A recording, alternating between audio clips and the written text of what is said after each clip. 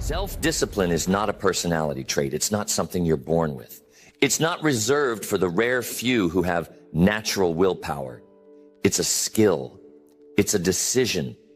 It's a process of training your mind, your actions, your habits, and your emotions to align with what you said you would do, regardless of how you feel. Self-discipline is the bridge between your goals and your reality, between your ambition and your results. It is the backbone of progress, the foundation of character, the tool that transforms vision into something tangible.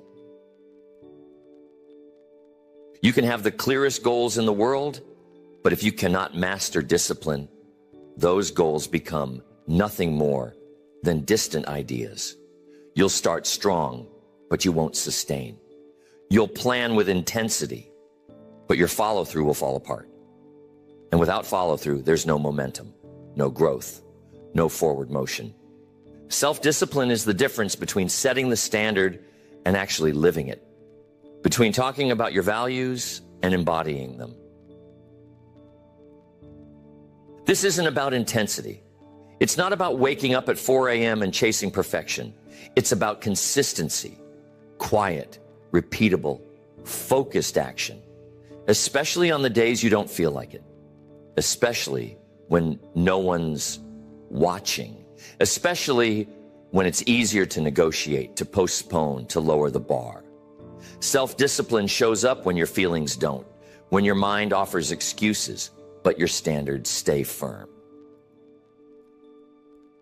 People think they need motivation to get things done, but motivation is temporary. It comes and goes. Discipline is what stays. It is what carries you forward when motivation fades. It is what allows you to take control of your day instead of letting your emotions or circumstances dictate it. Discipline doesn't ask, do I feel like it? It already decided. It moves. It finishes. It holds the line. If you want to build anything meaningful, health, wealth, purpose, peace, you have to stop outsourcing your consistency to your mood. You have to stop waiting to feel ready.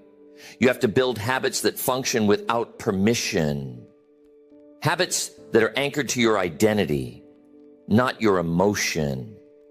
That's what discipline gives you, the power to create momentum, even when everything else is pushing against you.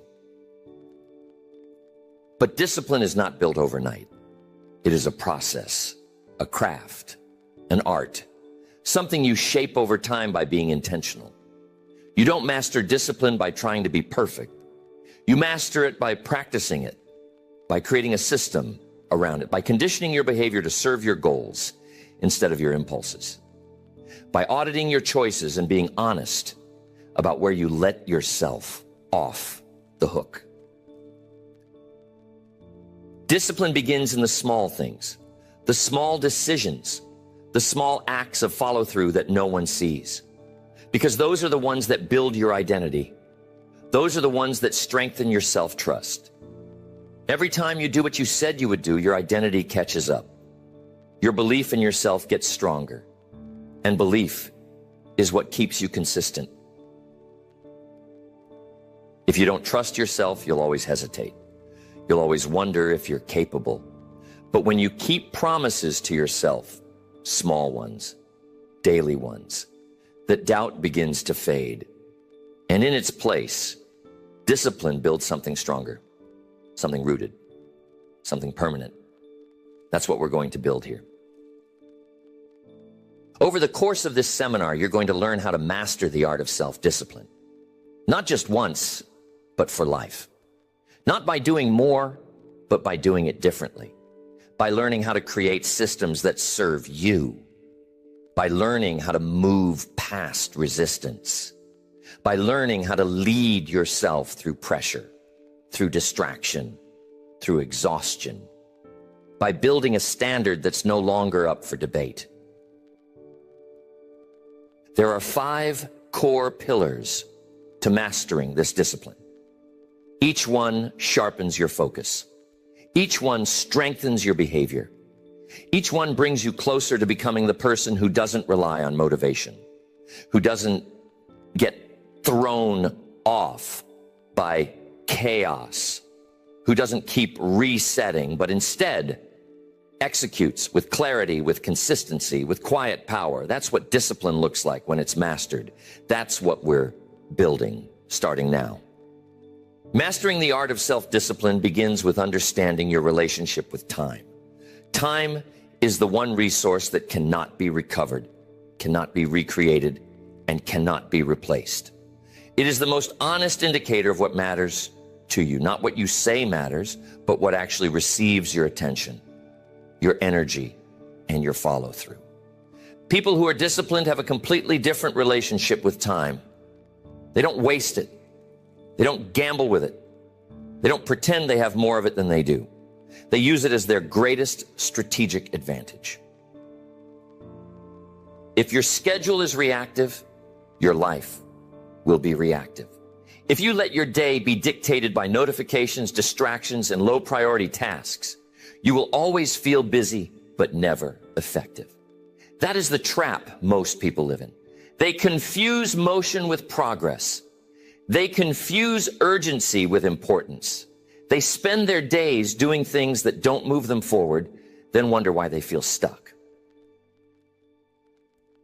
Discipline starts when you stop negotiating with your time, when you stop treating it like it's unlimited, when you stop acting like you can live a high-performance life with low-intensity habits. Time doesn't care about your intentions. It responds only to execution, to what you actually do, not what you planned, what you dreamed, or what you told yourself you'd get around to eventually. The most disciplined people plan their time like their future depends on it, because it does. They don't just set goals. They build calendars. They assign time to what matters. They don't just hope they'll feel ready. They create rituals that lock them in. Mornings that start on purpose. Routines that create rhythm. Anchors that keep them steady even when the day gets unpredictable. One of the biggest shifts in mastering self-discipline is moving from task-based thinking to block-based execution.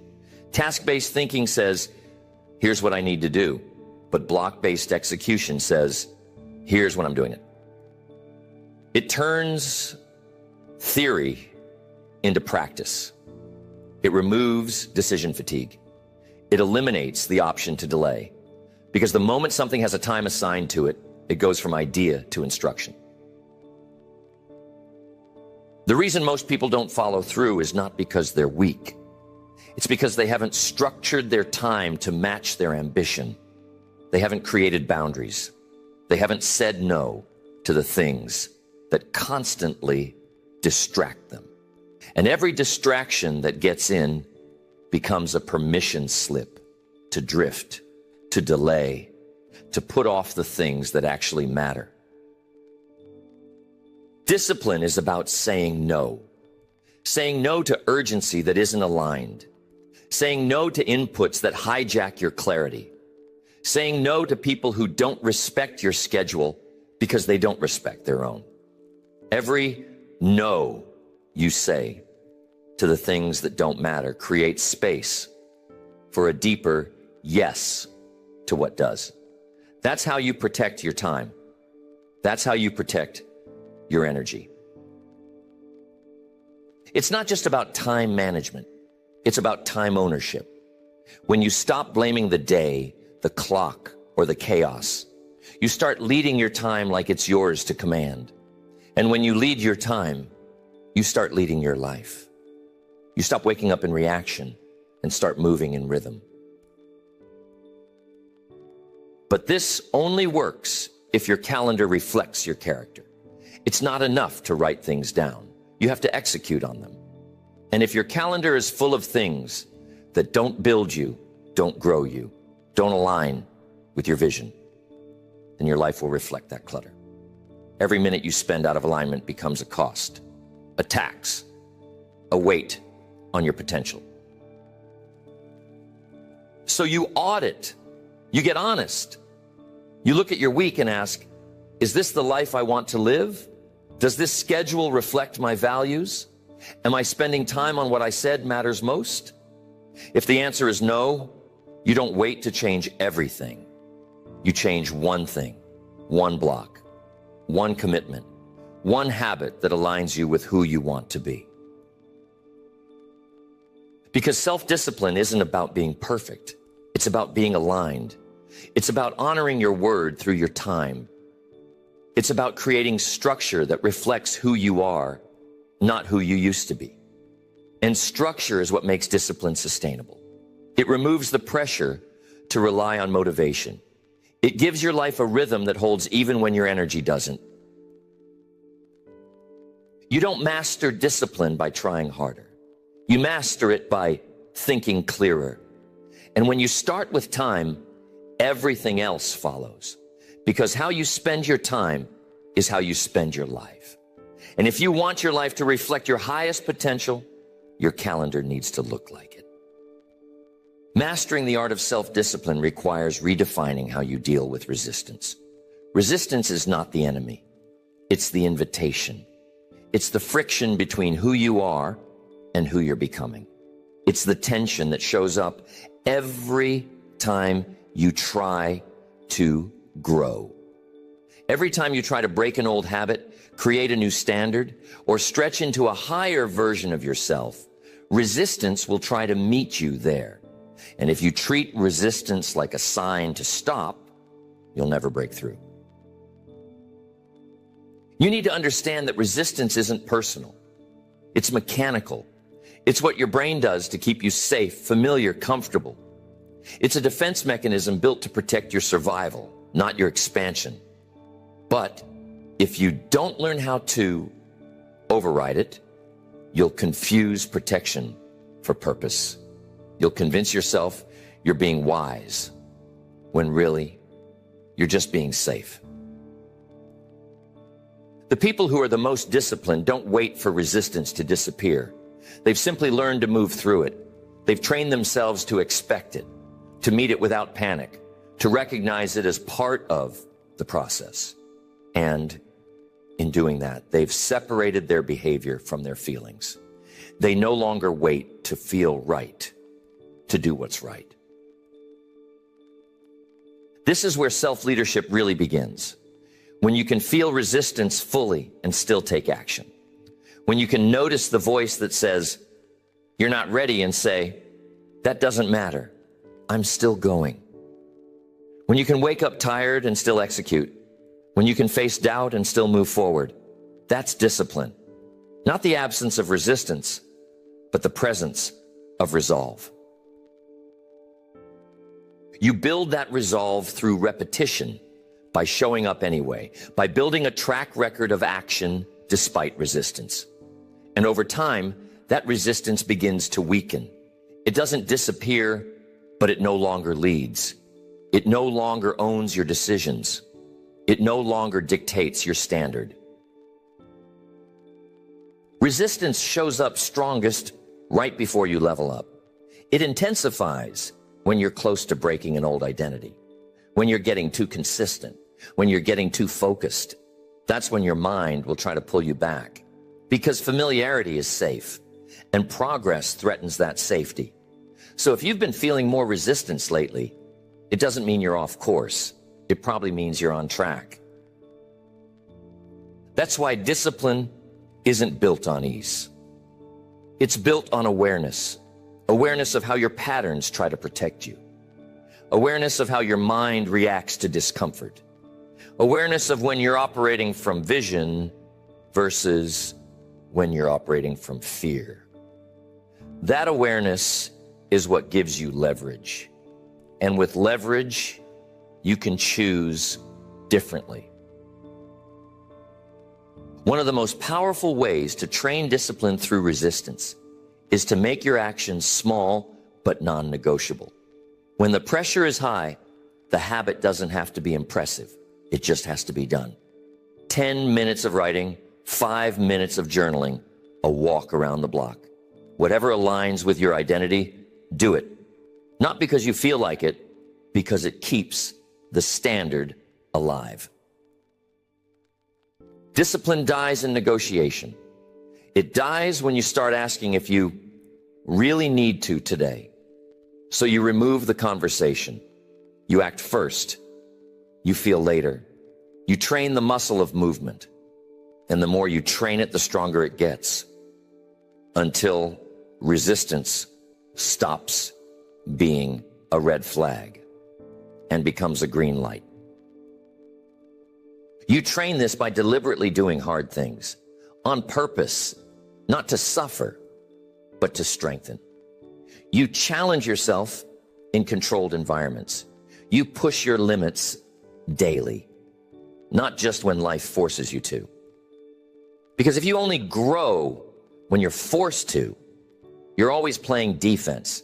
But when you choose challenge before it chooses you, you start leading your own evolution. This doesn't mean every day is a war, but every day should contain some friction, some stretch, some challenge that reinforces that you are in charge, not your comfort, not your fear, not your fatigue. You are. And that reinforcement, that's how you master resistance, not by avoiding it, by proving day after day that it doesn't get to win. Mastering the art of self-discipline requires you to eliminate the emotional dependency on motivation. Motivation is emotional fuel, but it's unstable. It rises and falls with your mood. It comes and goes based on how exciting the thing feels or how smooth your day starts. If your behavior is dependent on being motivated, then your consistency will always be fragile. Discipline, on the other hand, isn't based on emotion. It's based on identity and execution. The problem isn't that motivation is bad. It's that it's unpredictable. It's easy to act when you feel inspired. Anyone can be consistent when it's convenient. But lasting discipline is revealed on the days you don't feel like it. When there's no energy. When the work feels dry. When the emotion that fueled your last breakthrough is nowhere to be found. That's where discipline either holds or collapses. Discipline is about leading yourself without needing to feel like a leader in the moment. It's about showing up like it matters, even when your mood says it doesn't. And that mindset isn't built by chasing motivation. It's built by training consistency, by focusing less on how you feel and more on what you committed to. The question you need to ask yourself isn't, do I feel ready? It's, what did I say I would do? Discipline lives in that gap between intention and behavior. It doesn't ask for your permission. It asks for your execution. That's how you take ownership of your progress. Not through inspiration, but through commitment. When you stop relying on motivation, you begin to design systems that keep you moving even when the internal spark fades. You build routines. You create triggers that start your day. You assign specific time blocks for specific actions. You create accountability. And most importantly, you build a culture within yourself where follow-through is expected, not negotiated. People who don't master this end up living in waves. Intense push, followed by deep stall. All in for a few days, then missing for weeks. Their life becomes a loop of restarts and remotivation. They keep looking for new plans, new hacks, new sources of energy.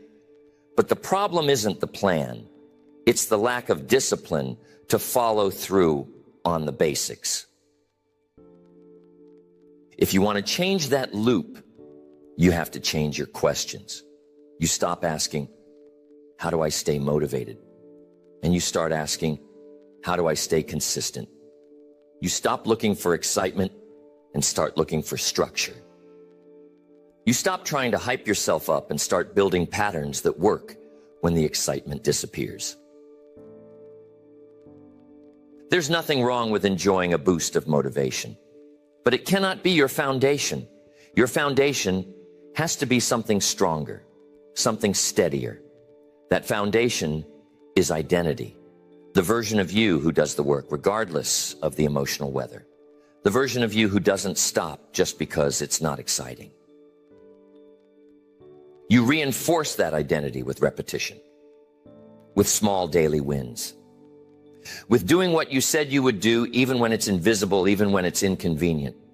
And every time you follow through, your belief grows, not because you feel better, but because you've proven something to yourself. And belief built from behavior is belief that holds. You build that foundation by designing your life to support it. You stop leaving things to chance. You create friction between you and your distractions. You reduce the number of decisions you have to make. You make the path to discipline smooth and the path to distraction hard. That's strategy. That's architecture. That's leadership. When your discipline is rooted in systems and identity, you no longer collapse every time your motivation dips. You have something to fall back on. You've trained your brain that follow-through doesn't require a mood. It just requires alignment with your standard, with your schedule, with your values. This is how you break the loop of inconsistency. You stop treating your emotions like authority. You stop letting excitement determine execution. You stop waiting for motivation to find you, and you build a life that moves even when it doesn't show up. That's where freedom begins. That's where real growth happens. Mastering the art of self-discipline means learning how to lead yourself through discomfort. Most people run from discomfort, negotiate with it, try to soften it or delay it. But the people who build something that lasts, who become unshakable in their behavior, train themselves to move through discomfort like it's part of the process, not a problem to be solved. Discomfort is not a sign you're off track. It's often a signal that you're stretching, that you're in unfamiliar territory, that you're doing something that challenges the version of you that used to run things. And when you begin to shift your perspective, you'll see that discomfort is not something to avoid. It's something to leverage. You build that leverage by being intentional, by stepping into friction on purpose. Every time you do something hard that aligns with your goals, you reinforce the identity of someone who finishes what they start. It doesn't have to be dramatic. It just has to be done. 5 more reps when your body says stop. 10 more minutes of focus when your mind starts drifting. Making the phone call you've been putting off. Every one of those reps builds mental muscle. Discipline is not a switch you flip. It's a muscle you train. And the weight you lift is discomfort. When you avoid that weight, the muscle weakens. But when you show up again and again and again, even when you don't feel like it, your capacity grows. Not just to act, but to hold pressure, to endure, to keep leading yourself forward when everything inside you says, let's stop. This kind of strength gives you a new level of freedom, because now you're no longer a prisoner of convenience. You don't fold every time things get hard. You don't change your mind every time you feel friction. You keep going, not because it's easy, but because you've trained your mind to expect discomfort and lead anyway. But to live this way, you have to stop trying to make everything comfortable. Comfort is not the goal. Alignment is. Discipline doesn't promise comfort. It promises results. And those results come after long stretches of boredom resistance, repetition, and stretch. That's what the world doesn't tell you. But that's where the truth lives. Most people fall short not because they're lazy, but because they believe the lie that things should feel easier. That resistance means something's wrong. That if they don't feel like it, it must not be the right time. But people who win know better. They feel the resistance and they move anyway. They see the discomfort and they interpret it as a signal to keep going, not to stop. This is why exposure to discomfort is so important. You have to deliberately do things that stretch you, not to punish yourself, but to remind yourself who's in charge. Cold showers, fasting, long runs, deep focus, anything that takes your comfort away and forces you to act anyway. That's not just a challenge, it's leadership training. Because when you've trained your body and mind to keep going without needing to feel good, you become a different kind of person. Someone who is trusted, someone who is steady, someone who doesn't need ideal conditions to produce world-class results. That's what leaders are built from. Not talent, not intensity, but consistent exposure to discomfort. But it's not enough to experience discomfort. You have to respond to it correctly.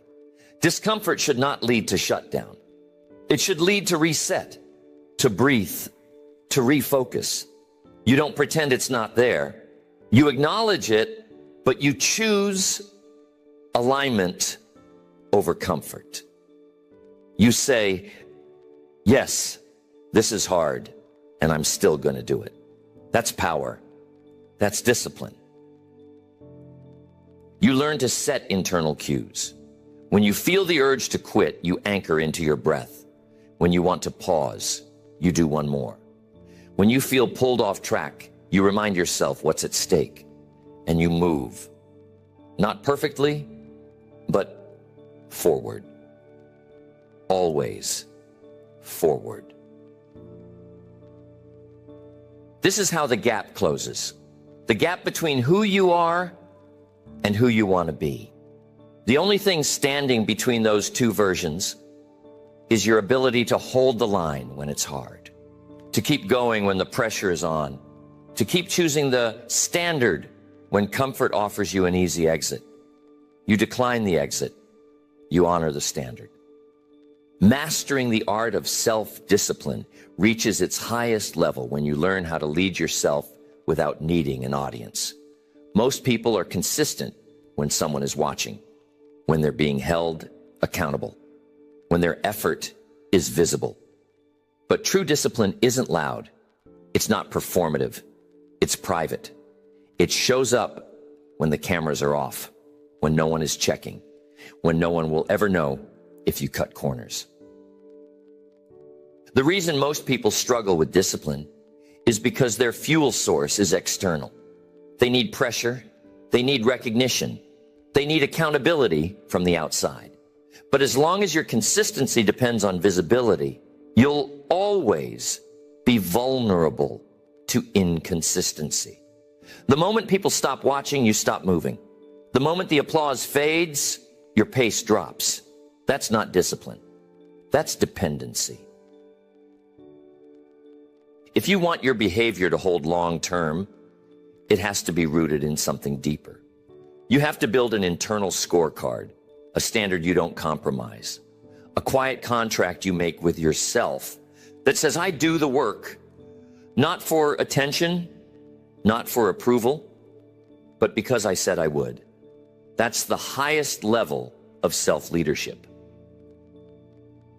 You become someone who doesn't need reminders, who doesn't need praise, who doesn't rely on being seen. Because you see yourself, you track your own habits, you hold your own line. And when you start living that way, something shifts. You start feeling different. Not louder, but steadier. Not busier, but sharper. You're no longer trying to prove. You're simply walking in your truth. The foundation of lasting discipline is self-respect. Every time you follow through on a private commitment, you build trust. And every time you skip it because no one is watching, that trust erodes. You don't lose it all at once. You lose it slowly, subtly, a few compromises at a time, until eventually your word doesn't mean anything, not to others, but to you. That erosion is what leads to doubt. Not because you're incapable, but because you stopped being consistent with yourself.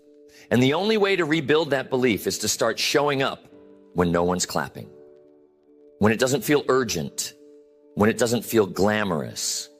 You show up anyway. You do the work anyway.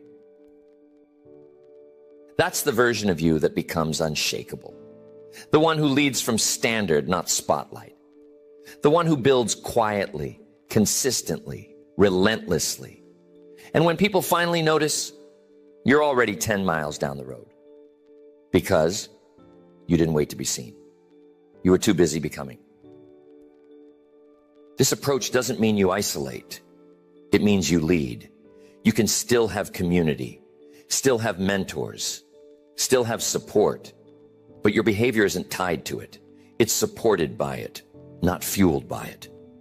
You don't collapse when the support fades because your habits don't depend on it. That's maturity. That's freedom. You don't build that level of self-discipline overnight.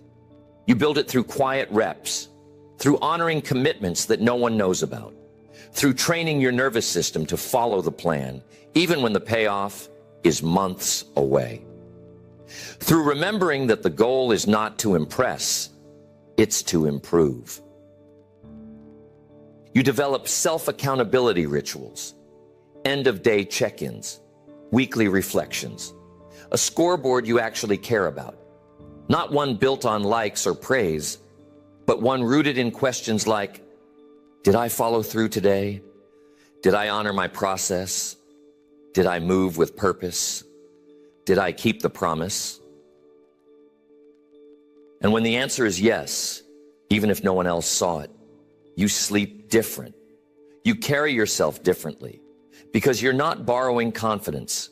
You're building it from within, from consistency, from integrity.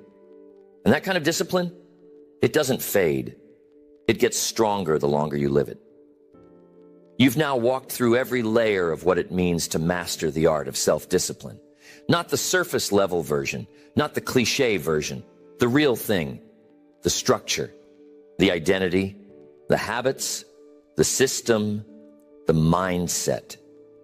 You've studied the tools that build it, the traps that break it, and the patterns that shape it. Now the only thing left to do is live it. You've seen that discipline is not based on how you feel. It's built through alignment with your values, your structure, and your schedule. It's not about waking up inspired every day. It's about waking up committed. You know now that the people who stay consistent don't wait for motivation. They live through system. You've studied how to respond to resistance, not to avoid it, not to fear it, but to recognize it as a sign of growth, to feel it fully and act anyway. You now know that real discipline isn't the absence of struggle. It's the refusal to surrender to it. You hold the line not because it's easy, but because it's who you are. You've dismantled the myth that you need to feel ready. You've learned to move first, to act before doubt wins, to take the next step, not when it's convenient, but when it's required. You've shortened the distance between knowing and doing. That's the mark of a person who leads themselves well. You've understood that discomfort isn't a red flag. It's a sign you're in motion. That challenge is the training ground for capacity. That every time you do what's hard on purpose, you reinforce a powerful truth. You don't need comfort to be consistent. You don't need ideal conditions to be excellent. You've reinforced the power of acting without an audience, the strength of private consistency, the identity of someone who doesn't require applause to finish what they start, the kind of person who keeps their own score, who leads from principle, who keeps their word even when no one's watching. That's a level of discipline most people never reach. But now you're living it. And what you've built here doesn't end today. This is not the kind of discipline that disappears in a week, because it's no longer about force. It's about rhythm. It's about clarity. It's about showing up for your future like it's already real, because it is, and every repetition brings it closer. There will still be hard days. There will still be pressure. There will still be moments when your mind tries to pull you off track. But now, you don't flinch. You don't fall back. You don't restart the cycle of someday, because you know what to do. And more importantly, you know who you are. You are someone who holds the standard, who keeps the promise, who leads with clarity, who finishes the day aligned. That's not hype. That's not performance. That's discipline. And when you live this way long enough, your life starts to reflect it. Not just in what you accomplish, but in who you become. Discipline is the foundation upon which success is built. It's the daily decisions, the small, consistent actions, and the relentless commitment to a goal that shapes our futures. While talent and opportunity play their roles, without discipline, even the most promising paths can lead nowhere. So, how do we cultivate this essential quality? Discipline isn't just about willpower. It's about developing the habits, systems, and mindset that allow you to stay on track, even when motivation fades. First, discipline begins with self-awareness. You can't change what you don't understand. Many people go through life unaware of their habits and routines. They react to circumstances, living day to day without a clear sense of where their time, energy, and focus are going. But discipline requires you to take control, to consciously direct your actions toward your goals. The first step to building discipline is becoming aware of how you spend your time and identifying where you may be falling short. Start by taking inventory of your daily habits. Write down everything you do for a week. Be honest and thorough. Include everything from the time you wake up to when you go to bed. This process is not about judgment, but about gaining clarity. Once you've mapped out your week, you'll likely notice patterns, areas where time is wasted, tasks that aren't moving you closer to your goals, and opportunities for improvement. Awareness is powerful because it gives you a starting point. You might realize you're spending hours each day on distractions like mindless entertainment. These moments may seem insignificant in isolation, but over the course of a week or month, they add up to a significant portion of time that could be better spent on activities that align with your goals. Recognizing these habits is the first step towards shifting them. Self-awareness allows you to see clearly where you're disciplined and where you're not, so you can begin making intentional changes. Next, start small. One of the biggest mistakes people make when trying to become more disciplined is attempting to overhaul their entire lives overnight. They set ambitious goals, try to change too much at once, and inevitably burn out. Discipline is not about radical change. It's about steady, incremental improvement. Think of discipline like a muscle. You wouldn't go into the gym for the first time and try to lift 300 pounds. You'd start with a weight that's challenging but manageable and gradually increase it over time. The same principle applies to discipline. If you're trying to build the habit of waking up early, don't start by setting your alarm 2 hours earlier than usual. Instead, wake up just 10 or 15 minutes earlier each day until you gradually adjust to the new routine. The key is to make the change small enough that it's sustainable, but consistent enough that it moves you forward. Over time, these small actions compound. Just as a small snowball rolling down a hill picks up speed and size, so too do the small disciplined actions you take each day. The cumulative effect of these small steps can lead to massive results over time. And as you build momentum, you'll find it easier to stay disciplined because your habits will start to reinforce themselves. Now, here's the challenge most people face. They rely on motivation. They wait for the moment when they feel like it. But here's the truth. Motivation is fleeting. It comes and goes. If you rely on motivation alone, your discipline will waver. The real key to building discipline is to take action even when you don't feel like it. This is where those small steps are so important.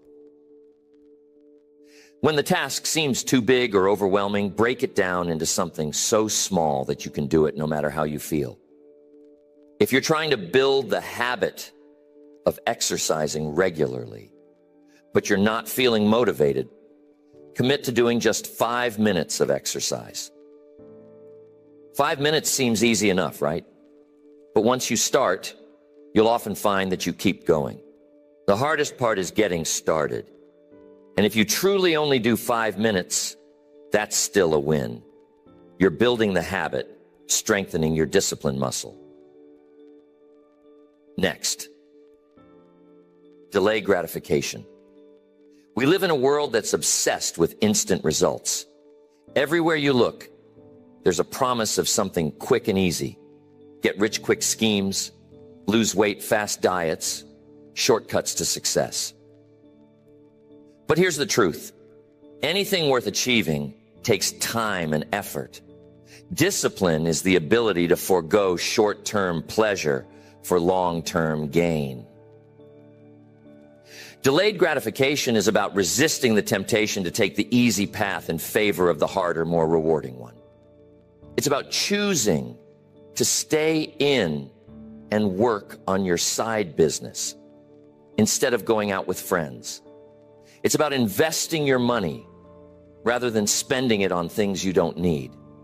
It's about saying no to the immediate desire in favor of the bigger reward that comes from sticking to your long-term goals. In the 1970s, they conducted what became known as the marshmallow experiment. Children were given a choice. They could eat 1 marshmallow immediately or wait 15 minutes and receive 2 marshmallows. The researchers then followed these children for years and found that those who were able to delay gratification and wait for the second marshmallow were more successful in life. They had better health, higher test scores, and more successful careers. The lesson here is clear. Success doesn't come from immediate satisfaction. It comes from the ability to delay gratification and stay disciplined in the pursuit of your goals. When you choose the harder path, the path that requires patience, effort, and consistency, you're investing in your future self. Every time you delay gratification, you strengthen your discipline and increase your chances of long-term success. But delayed gratification isn't just about saying no to immediate pleasure. It's also about prioritizing what matters most. Discipline isn't about doing everything. It's about doing the right things.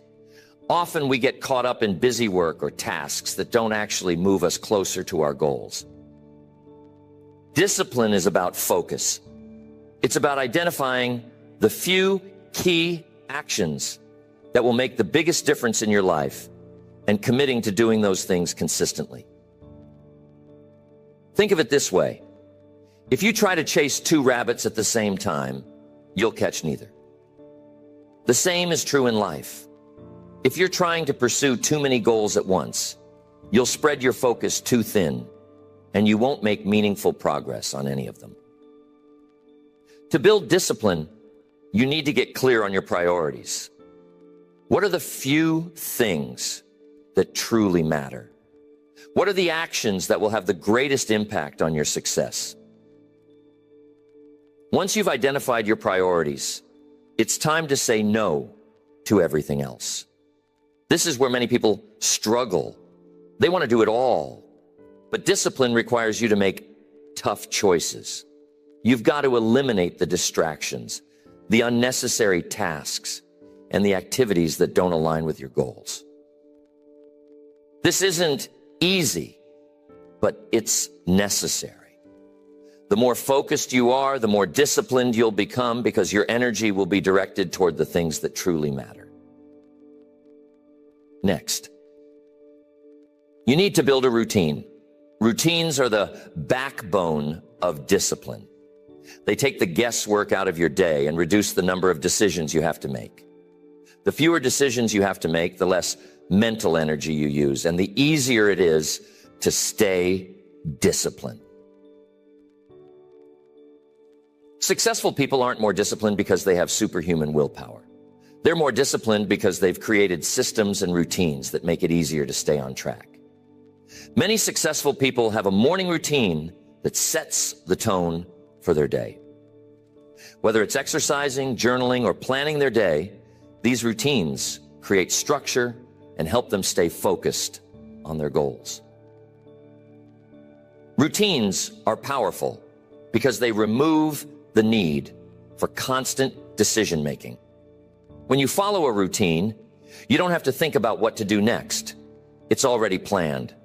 This reduces decision fatigue, which is the mental exhaustion that comes from making too many choices. By creating a routine, you free up your mental energy to focus on the things that matter most. So, how do you build a routine? Start by identifying the most important tasks you need to accomplish each day. These should be the tasks that have the greatest impact on your success. Once you've identified these tasks, schedule them into your day at the same time every day. Over time, these tasks will become habits, and discipline will no longer feel like a struggle.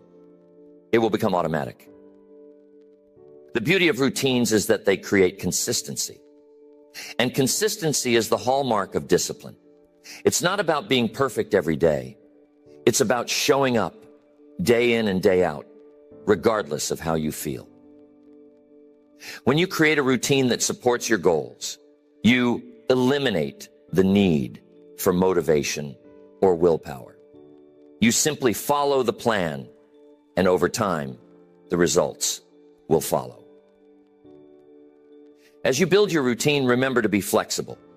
Life will inevitably throw challenges your way, and there will be days when things don't go as planned. The key is to get back on track as quickly as possible.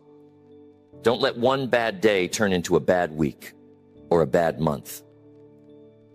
Discipline is about resilience.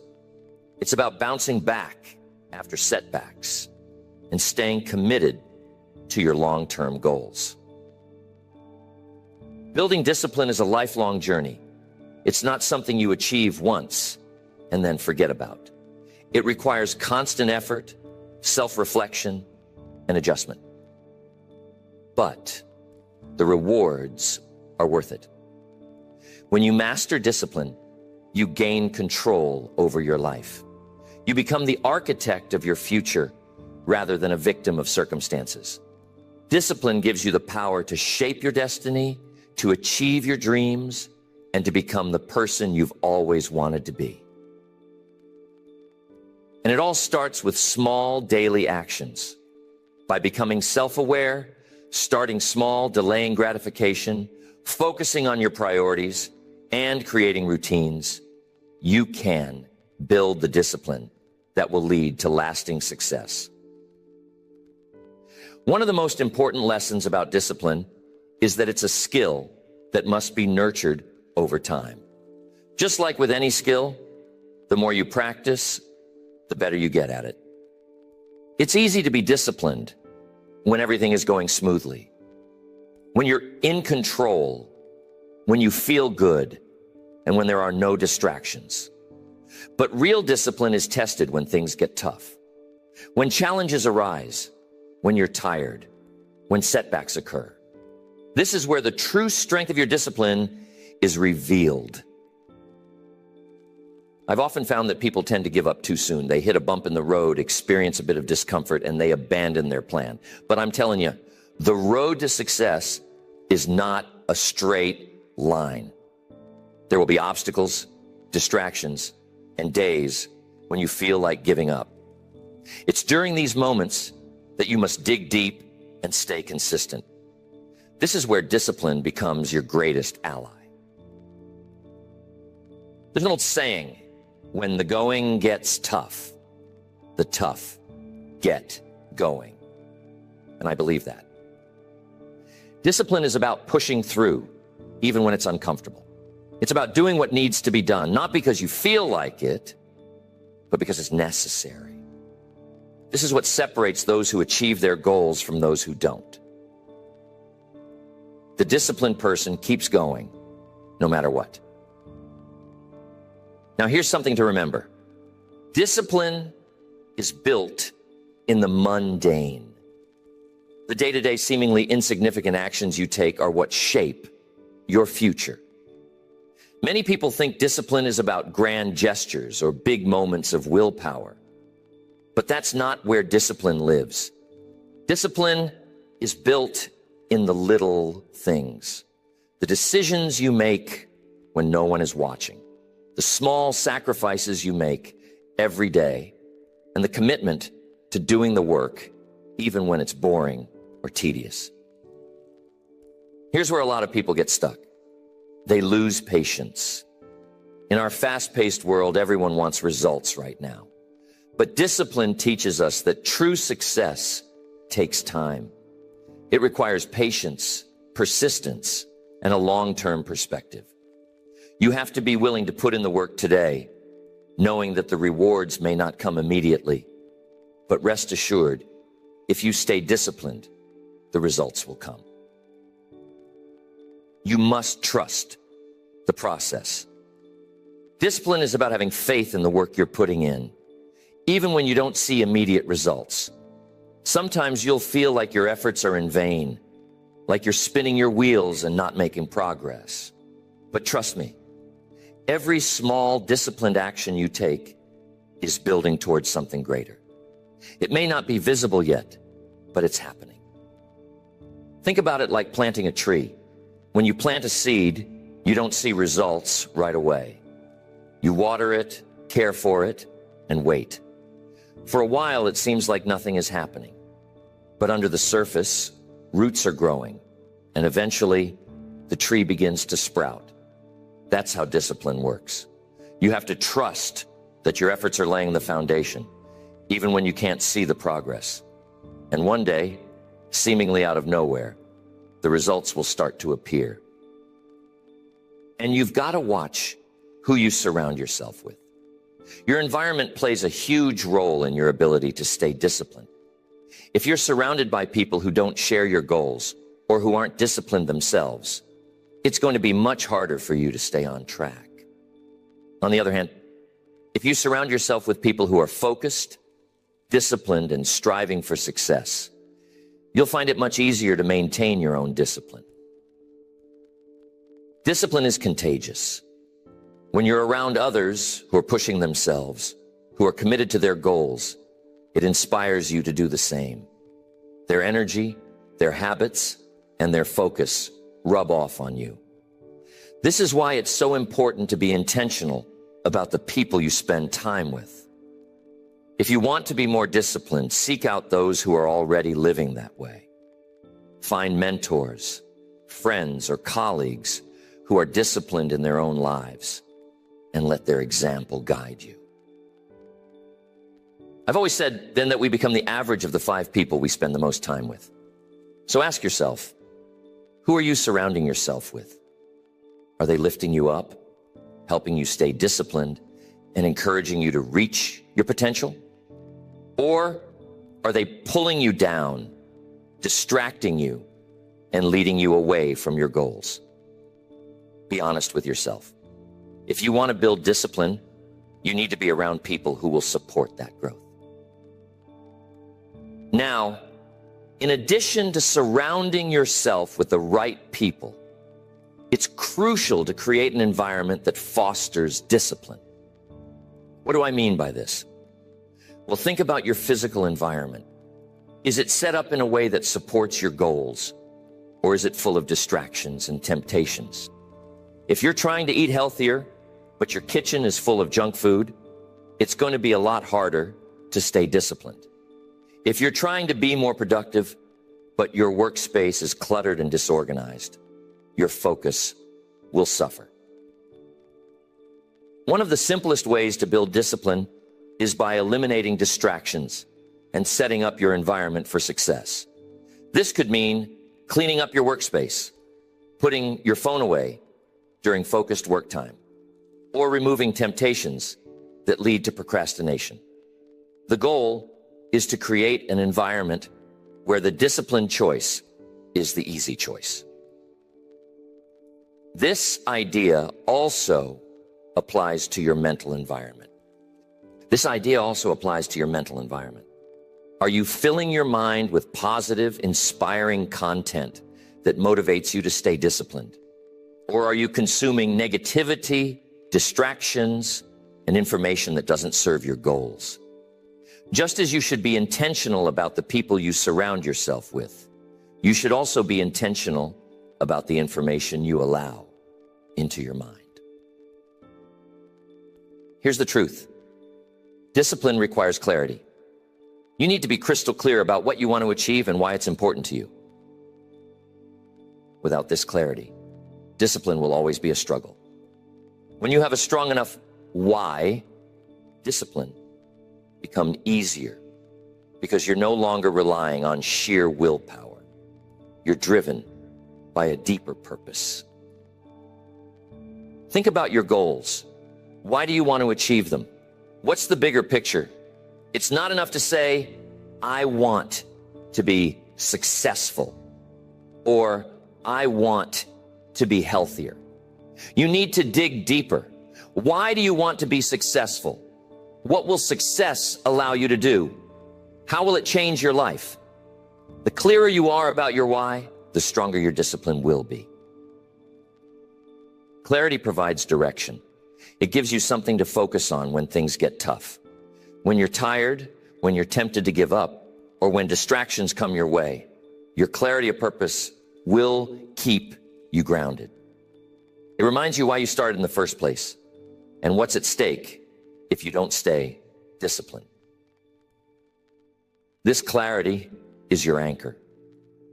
One of the ways to maintain clarity is by setting clear, specific goals. Discipline thrives on direction, and your goals provide that direction. The more specific your goals are, the easier it will be to stay disciplined. Instead of saying, I want to get in shape, set a goal like, I want to run a 10K in 3 months. Instead of saying, I want to be more productive, set a goal like, I will write 500 words every day for the next 30 days. Specific goals give you something concrete to work toward. They create a roadmap for your discipline. When you know exactly what you're aiming for, it's easier to make the disciplined choices that will move you closer to that goal. You're not just working in the abstract, you're working with purpose. As you work toward your goals, it's also important to celebrate your progress along the way. Discipline doesn't mean you have to be rigid or harsh with yourself.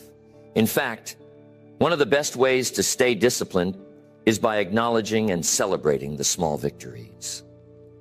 Every time you make a disciplined choice, you're reinforcing the habit of discipline. And every time you reinforce that habit, you're moving closer to your goal. So don't wait until you've achieved the big goal to celebrate. Take time to acknowledge the small wins along the way. Did you wake up early today and stick to your routine? Celebrate that. Did you resist a temptation that would have derailed your progress? Celebrate that.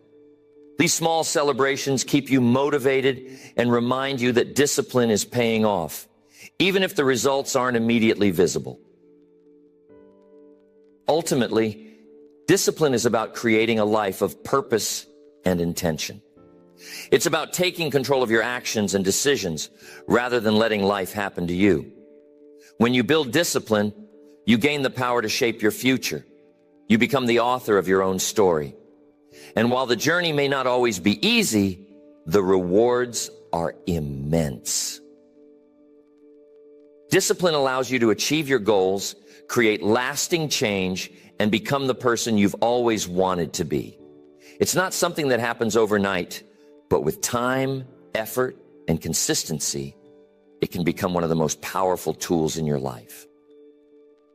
Next, hold yourself accountable. Accountability is one of the most powerful tools for staying on track because it forces you to own your decisions and actions. When you make a commitment to yourself and others, it increases the pressure to follow through. It's easy to let yourself off the hook when no one else knows about your goals or your commitments. But when someone else is involved, the stakes become higher. Accountability can take many forms.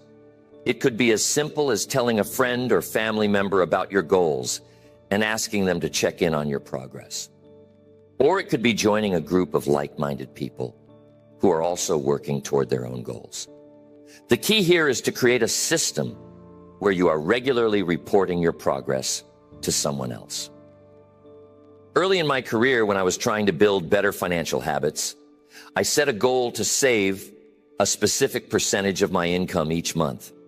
I knew that if I didn't have someone holding me accountable, I might be tempted to slack off, spend a little extra here or there, and convince myself that I would make up for it later. So I partnered with a colleague who was also trying to improve his financial discipline. And we agreed to check in with each other at the end of every month. Knowing that I had to report my progress to someone else kept me on track, and it became much easier to stay disciplined with my spending and savings goals. Here's the thing. Accountability doesn't just apply to financial goals. It works for everything. Whether you're trying to get in shape, build a business, or develop a new skill. When you share your goals with others and invite them to hold you accountable, you're creating a structure that supports discipline. You're adding an external layer of motivation, which can be especially helpful when your internal motivation is running low. But accountability isn't just about involving others. It's also about being accountable to yourself. You've got to become your own best coach. That means setting clear expectations for yourself and following through, even when no one else is watching. It's easy to let yourself off the hook with excuses like, I'll do it tomorrow, or it doesn't really matter. But discipline requires you to hold yourself to a higher standard. You have to be honest with yourself about your progress, your efforts, and your setbacks. One of the best ways to stay accountable to yourself is to track your progress. When you write down what you've done each day, you create a record of your discipline. And when you see that record grow over time, it builds momentum. You start to feel proud of the progress you've made. And that feeling reinforces the habit of discipline. Next, manage your emotions. A lot of people think that discipline is purely about action, about doing the work, sticking to the routine, and making the right choices. And that's true, but there's another layer to it. Discipline also requires emotional management. Because, let's face it, our emotions can often get in the way of our best intentions. Think about it. How many times have you set a goal, gotten off to a strong start, and then suddenly hit a wall because you didn't feel like continuing? Maybe you got frustrated, discouraged, or bored. Or maybe life threw an unexpected challenge your way, and you felt overwhelmed. These emotional roadblocks are a natural part of the process, and everyone faces them. But the key to discipline is learning how to manage those emotions so that they don't derail your progress. Let me be clear. Discipline doesn't mean ignoring your emotions or pretending that you don't feel frustrated or tired or stressed. That's not realistic. What it does mean is learning how to keep your emotions in check so that they don't control your actions. This requires a level of self-awareness and emotional intelligence. You've got to be able to recognize when you're feeling discouraged or overwhelmed and have strategies in place to deal with those emotions in a productive way. One strategy that works well is reframing your mindset. When you hit a tough spot and your emotions start to take over, it's easy to focus on the negative, on how hard it is, how tired you are, or how far you still have to go. But if you can reframe your thoughts and focus on the positive aspects of the situation, it becomes easier to push through. Instead of thinking, this is too hard, or I'll never make it, try shifting your mindset to something like, this is a challenge, but I'm getting stronger because of it. Or, every step I take brings me closer to my goal. It's amazing how much power our thoughts have over our emotions. When you change the way you think about a situation, you change the way you feel about it. And when you change the way you feel, it becomes easier to stay disciplined. Another powerful way to manage your emotions is to be grateful for what you have. When you're in the thick of a challenge, it's easy to focus on everything that's going wrong. But being grateful shifts your focus to what's going right. It reminds you of the progress you've made, the opportunities you have, and the lessons you're learning along the way. Being grateful helps you stay positive even when things get tough, and that positivity fuels your discipline. So, at the end of each day, take a few minutes to write down 3 things you're grateful for. These can be big things like hitting a major milestone, or small things like having the energy to complete your daily tasks. The point is to train your mind to focus on the positives. Over time, this will help you manage your emotions more effectively, and in turn, it will strengthen your discipline. Next, you must embrace failure as part of the process. Too often, people think that discipline is about being perfect, about never slipping up, never missing a workout, never giving in to temptation. But the truth is, discipline isn't about perfection. It's about persistence. It's about getting back on track after a setback and continuing to move forward, even when you've made mistakes. Failure is a natural part of the journey. No one is disciplined 100% of the time. We all have moments where we fall short, where we give in to distractions, or where we just don't follow through. The key is not to let those moments derail you completely. When you make a mistake, don't beat yourself up. Don't throw in the towel. Instead, use it as a learning opportunity. Ask yourself, what went wrong? Why did I slip up? And how can I prevent this from happening again? This mindset shift is critical because it takes the fear out of failure. When you see failure as part of the process, it becomes less intimidating.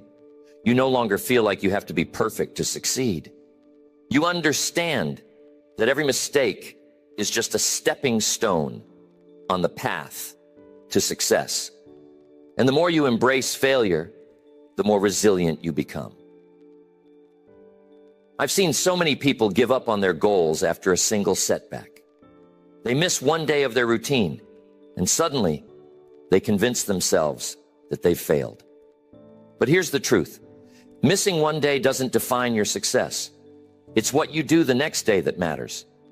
Discipline is about consistency over time, not about being flawless. If you stumble, get back up and keep going. The most disciplined people are not the ones who never fail. They're the ones who refuse to quit.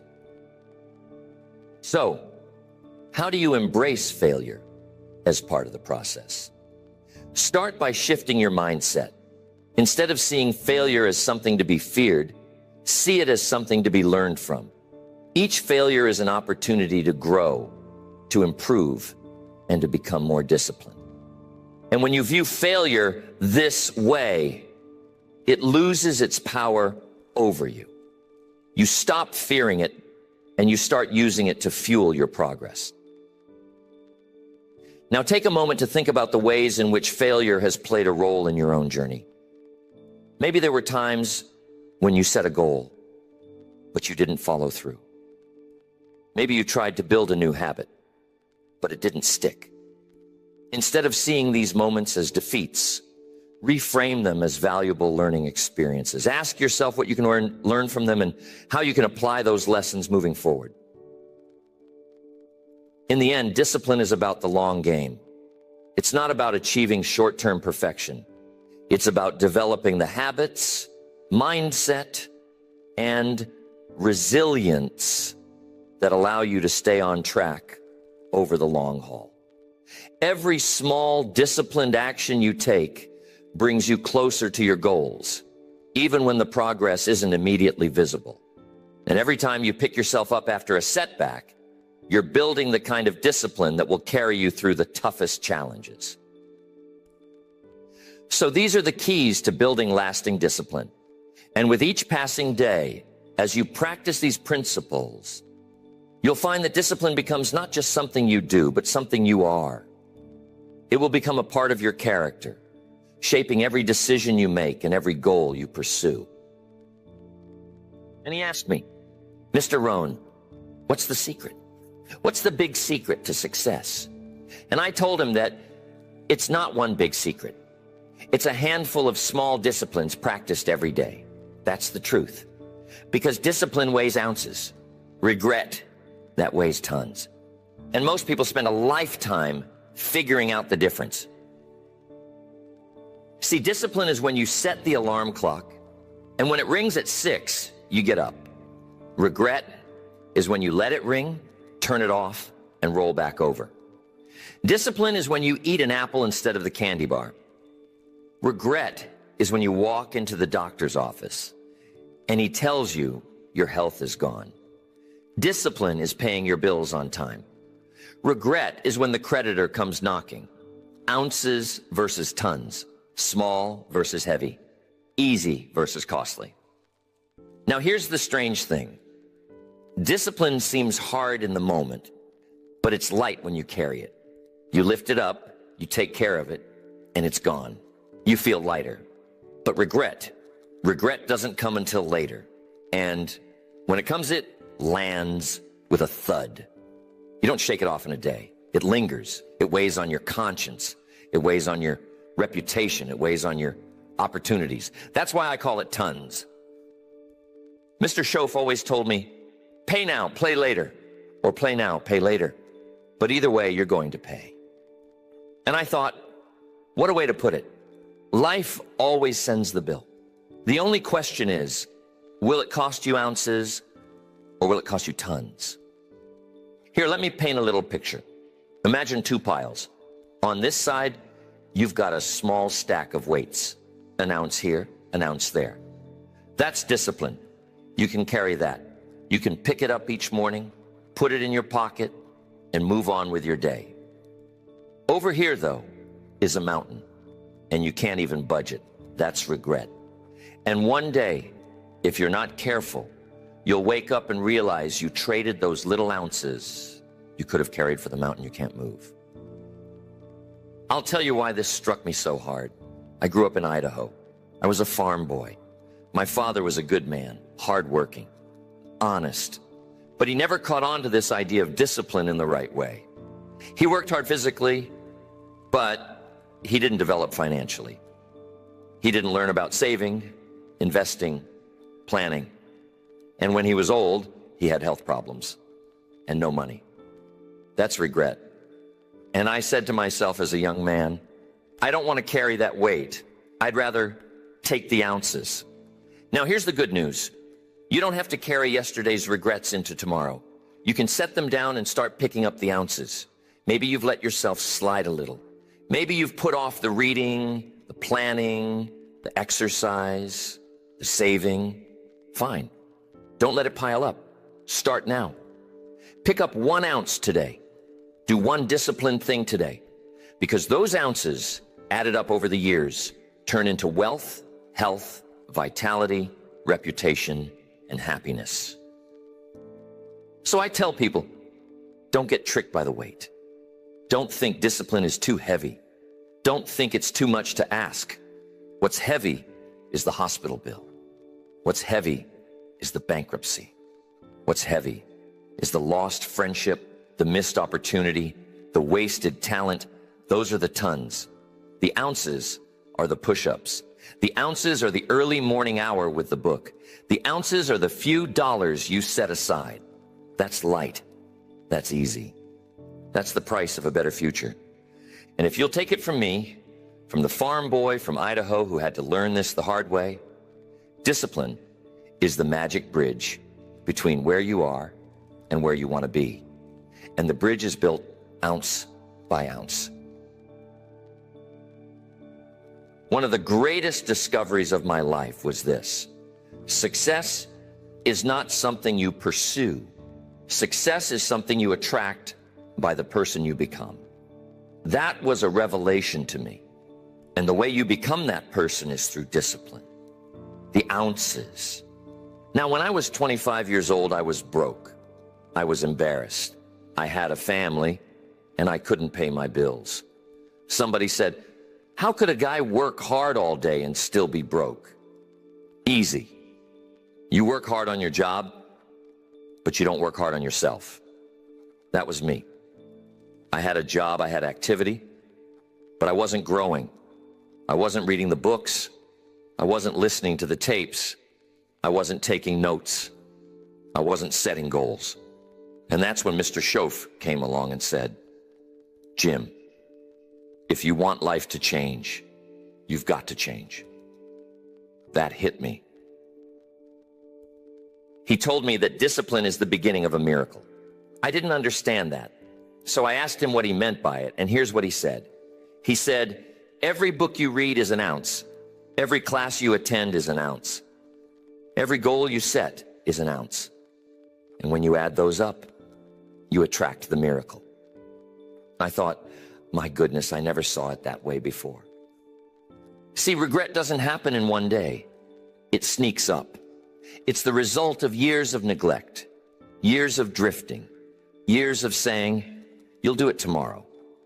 You skip the ounce today, you skip it tomorrow, and before long, you've got a ton. And the ton doesn't just weigh on your back, it weighs on your soul. You start saying things like, if only I'd started sooner, if only I'd listened. That's a heavy vocabulary. But here's what I love. Discipline is daily, and daily disciplines turn into habits, and habits turn into a lifestyle. You can start small. A little discipline in the morning, a little discipline in the evening, a few ounces. That's all. I tell people, don't try to change your whole world overnight. That's a good way to get discouraged. Just pick up an ounce. Read for 10 minutes. Write down one idea. Walk for 15 minutes. Save $5. That's light. Anybody can carry that. And if you do it today, and then you do it tomorrow, and then the next day, you're on your way. I remember Mr. Schoaf told me to start keeping a journal, and I thought, what for? What do I have to write about? But you see, Mr. Schoaf saw something in me that I was having a hard time seeing.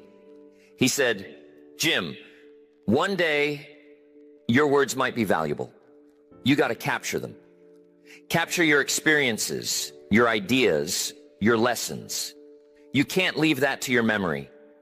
And when a wise man says it's a good idea to do something, it's probably a good idea, right?" So I started. Just a few notes at first, ounces. Over time, I built a treasure chest of ideas, stories, insights. That journal became one of my most valuable possessions, not because it was heavy, but because it was filled with light. And all it cost me was a little discipline. I couldn't imagine the regret of never writing this stuff down, keeping a record. How many people go through life and forget their lessons? forget their inspirations, forget the turning points. That's regret. And when they're old, they say, I wish I'd written it down. See, the ounces were there all along, but they passed them by. Here's a phrase I want you to remember. The smallest discipline, if done daily, can make the biggest difference over time. That's why I don't underestimate the little things, because little things don't stay little. They compound. And when they compound, they either work for you or they work against you. That's the difference between discipline and regret. So when people ask me, Mr. Rohn, where should I start? I tell them, start anywhere. Pick up an ounce. Doesn't matter if it's health, wealth, relationship, career.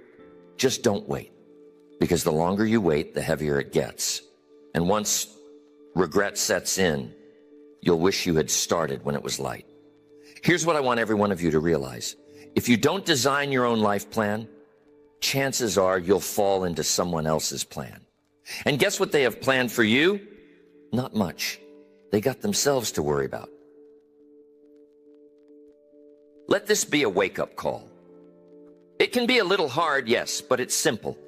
Designing your life is nothing more than discipline applied with a vision. A little planning, a little follow-through, a little ounce today, a little ounce tomorrow. That's how you design a life. Think about it. You can drift for 5 years, or you can discipline yourself for 5 years. And those two paths don't take you to the same place. Drifting takes you somewhere you don't want to go. Discipline takes you somewhere you meant to be. And the price is small.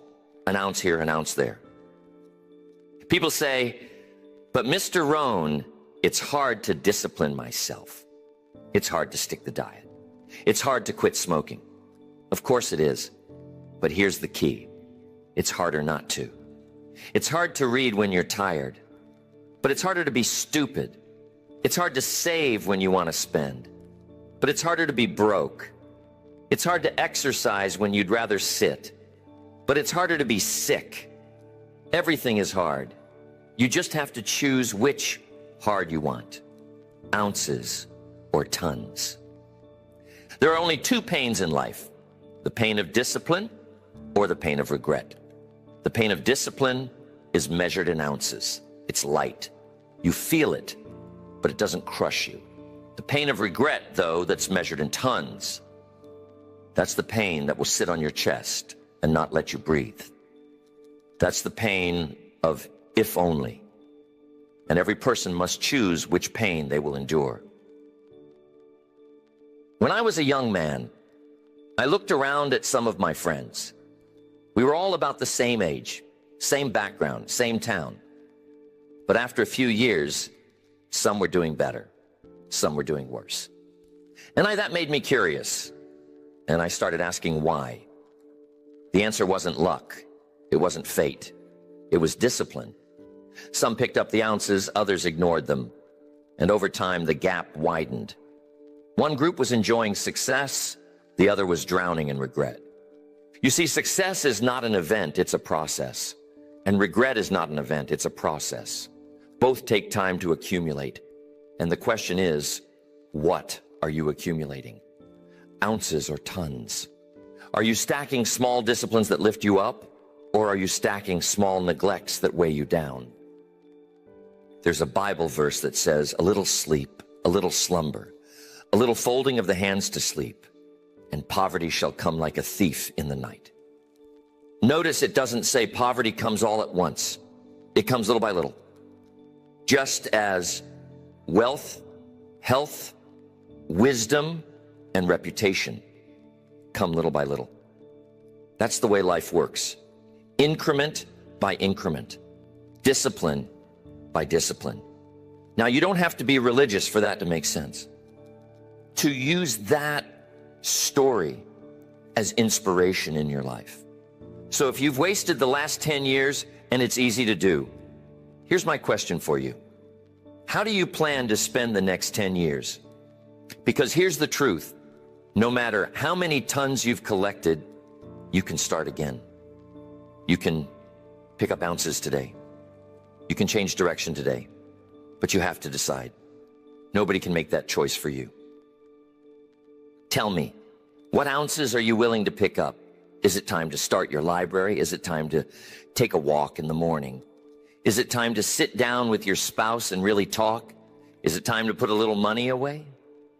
Don't underestimate the small step.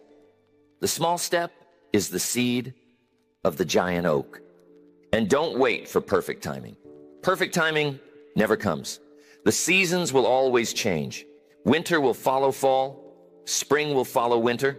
Summer will follow spring. That's set. What isn't set is what you do in the season. You can plant or you can procrastinate. You can pick up the ounces or you can pile up the regret. That choice is always yours. When I first started traveling and speaking, I noticed something interesting. People in every city, in every country, all had the same challenges. Different languages, different customs, but the same struggle. They wanted success without discipline.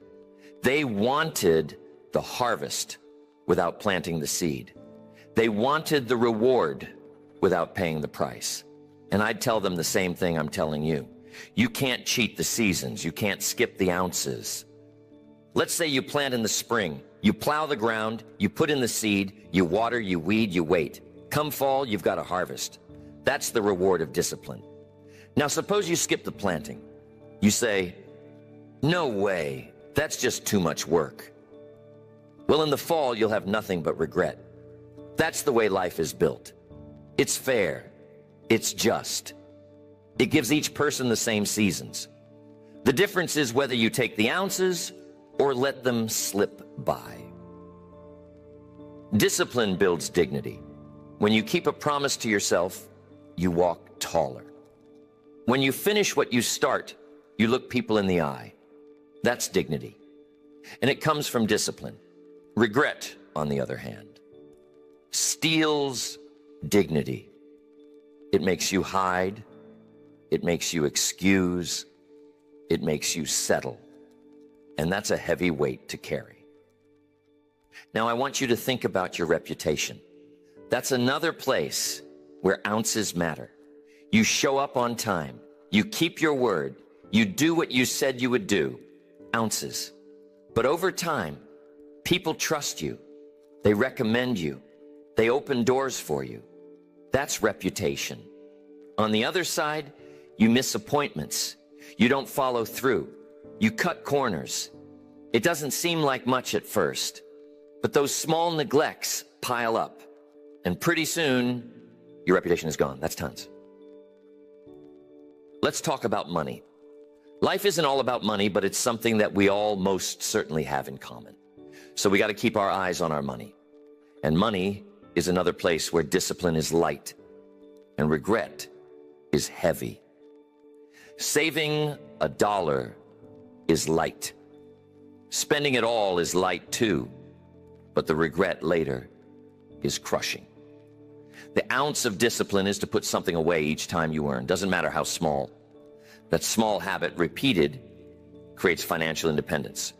But the ton of regret is to reach retirement with nothing set aside, nothing to show for all those years of work. That's a burden nobody wants. Health works the same way. An ounce of discipline is to eat an apple. An ounce of discipline is to take a walk. An ounce of discipline is to skip the second dessert. But regret in health? That's the hospital, the medicine, the lost energy, the limited life. See how the principle never changes? Ounces versus tons. And here's the big one that's easy to miss in the day-to-day. Relationships. You see, relationships are built on little disciplines. Listening, writing a note, saying thank you, being kind. Those are ounces. They don't take much. But regret in relationships, that's the apology never spoken, the call never made, the time never given. And when the chance is gone, the regret is unbearable. So here's the challenge I give you. Look across your life, health, wealth, time, relationships, career, learning. Where do you need to pick up the ounces? Don't try to do it all. Just pick one area, 1 ounce today. Because if you don't, those little neglects are going to turn into a weight too heavy to carry. And one day, you'll look back and wish you had done the simple things when they were still simple. What's easy to do is also easy not to do. And that's where people get caught. The ounce of discipline is easy, but it's also easy to neglect. Reading a page is easy. Skipping a page is easy. Saving $1 is easy. Spending it is easy. Taking a walk is easy. Sitting down is easy. And life doesn't yell at you when you neglect the easy things. It just waits. And then one day it hands you the bill. And the bill always comes in tons, not ounces. That's why maturity is so important. Maturity is the ability to choose discipline today so you don't carry regret tomorrow. Maturity is saying, you know, I'll take the pain now so I can enjoy the reward later. Children don't think that way. They want candy now, play now, spend now. Adults are supposed to see further down the road. But have you noticed? Some people never grow up. They're 40, 50, still chasing the shortcut, still avoiding the ounces. And what they get instead is regret. I'm telling you, life has 2 classrooms. The classroom of discipline and the classroom of regret. Both will teach you something. The difference is, discipline teaches you early, cheap, and light. Regret teaches you late, expensive, and heavy. Which teacher do you want? When I first saw all those big houses in Beverly Hills, the nice cars and all that, I'd think, I wonder what they know that I don't. Later, I found out. It wasn't one big secret. It was a collection of small disciplines, daily, consistent, ordinary disciplines stacked up over years. That's what built the house. That's what bought the car. That's what created the lifestyle. And it hit me. Success is not exotic. It's basic. It's doing the small things with discipline instead of letting them slide into regret. And do not forget, regret doesn't just cost you things. It costs you potential. It costs you the person you could have been. You don't just lose the money you didn't save. You lose the freedom, the options, the opportunities that money could have given you. You don't just lose the health you didn't protect. You lose the energy, the adventure, the vitality that health could have brought you. You don't just lose the relationship you didn't nurture. You lose the memories, the moments, the legacy you could have built. That's why regret weighs tons. It steals the unseen, not just the seen. Now, some people ask, Mr. Rohn, can I really turn it around if I've already built up a mountain of regret? The answer is yes, but you must decide now. You can't change the past, but you can change the future.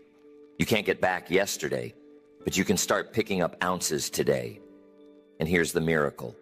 An ounce today not only creates future reward, it also lightens the load of past regret. Discipline has a way of redeeming lost time. So let me challenge you tonight. Don't leave your life to chance. Don't leave it to drift.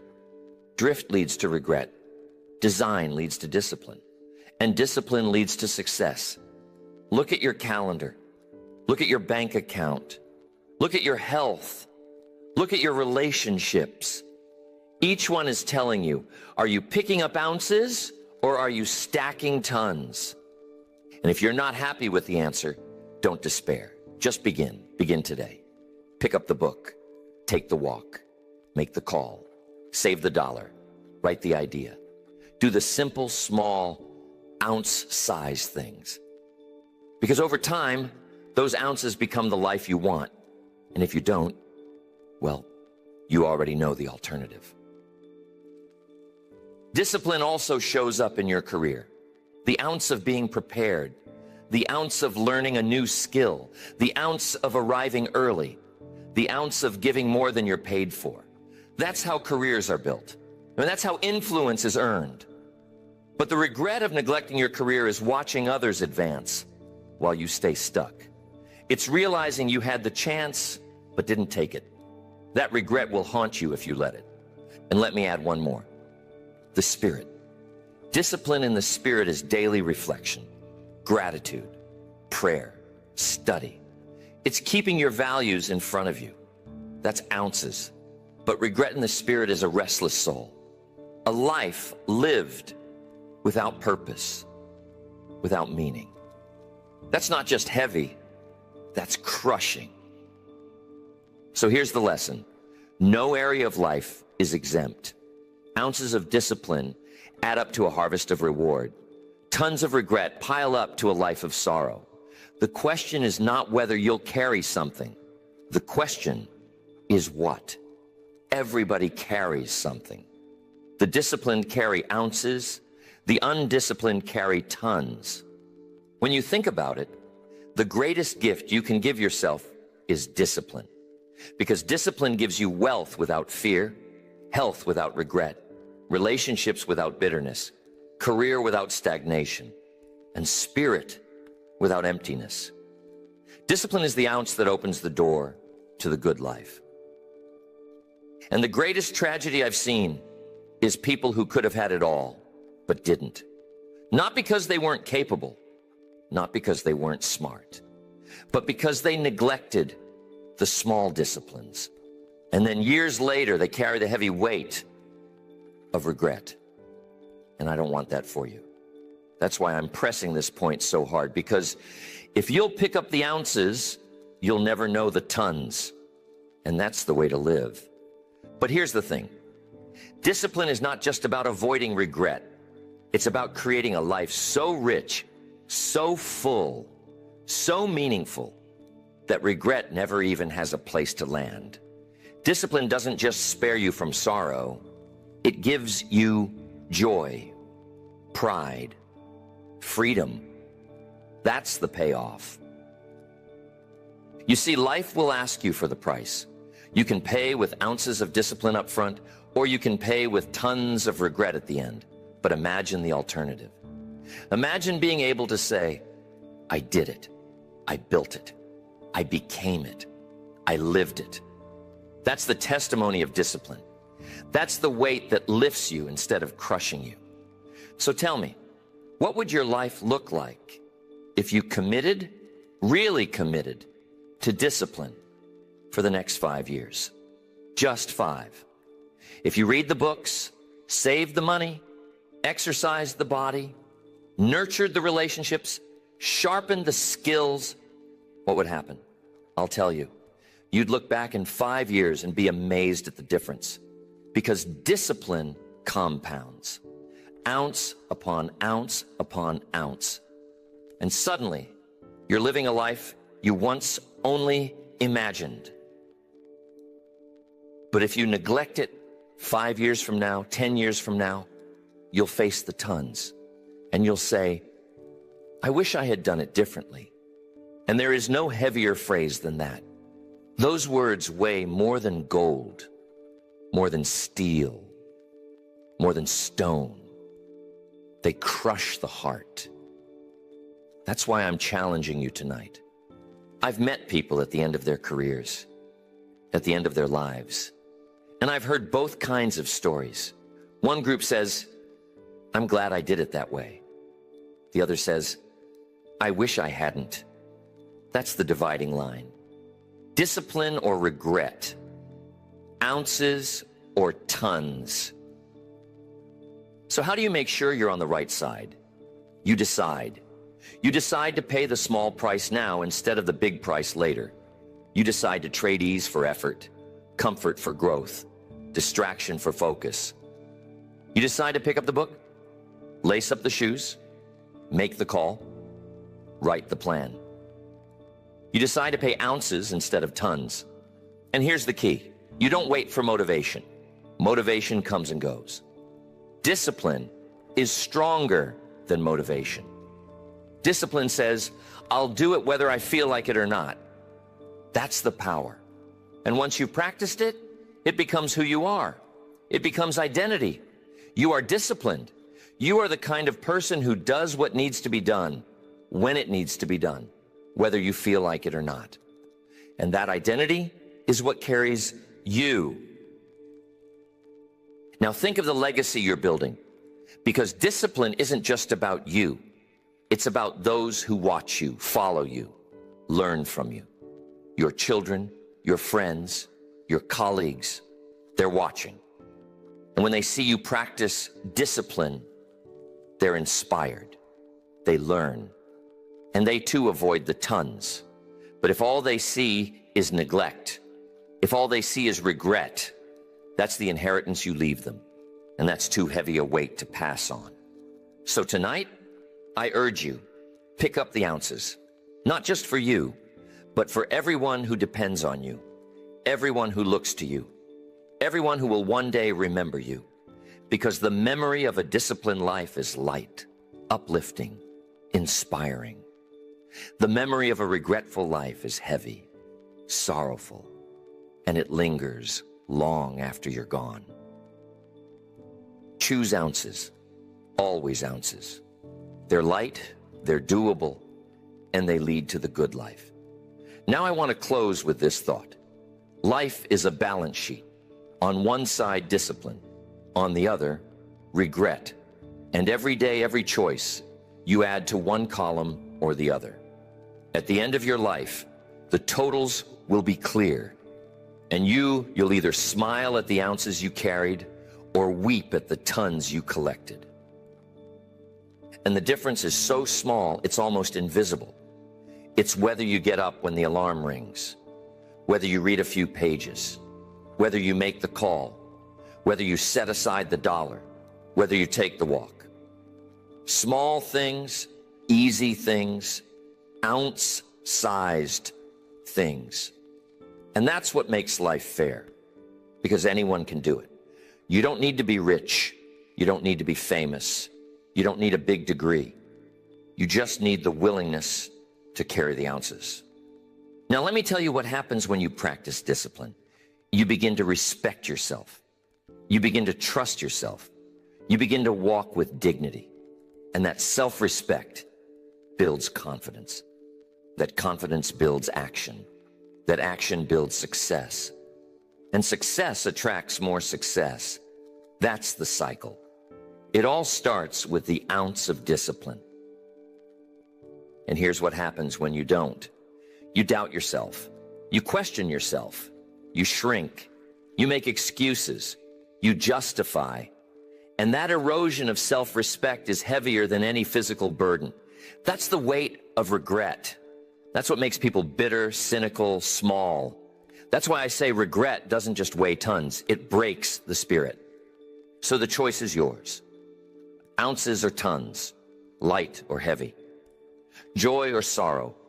And don't think you have forever to decide. Life is short. The clock is ticking.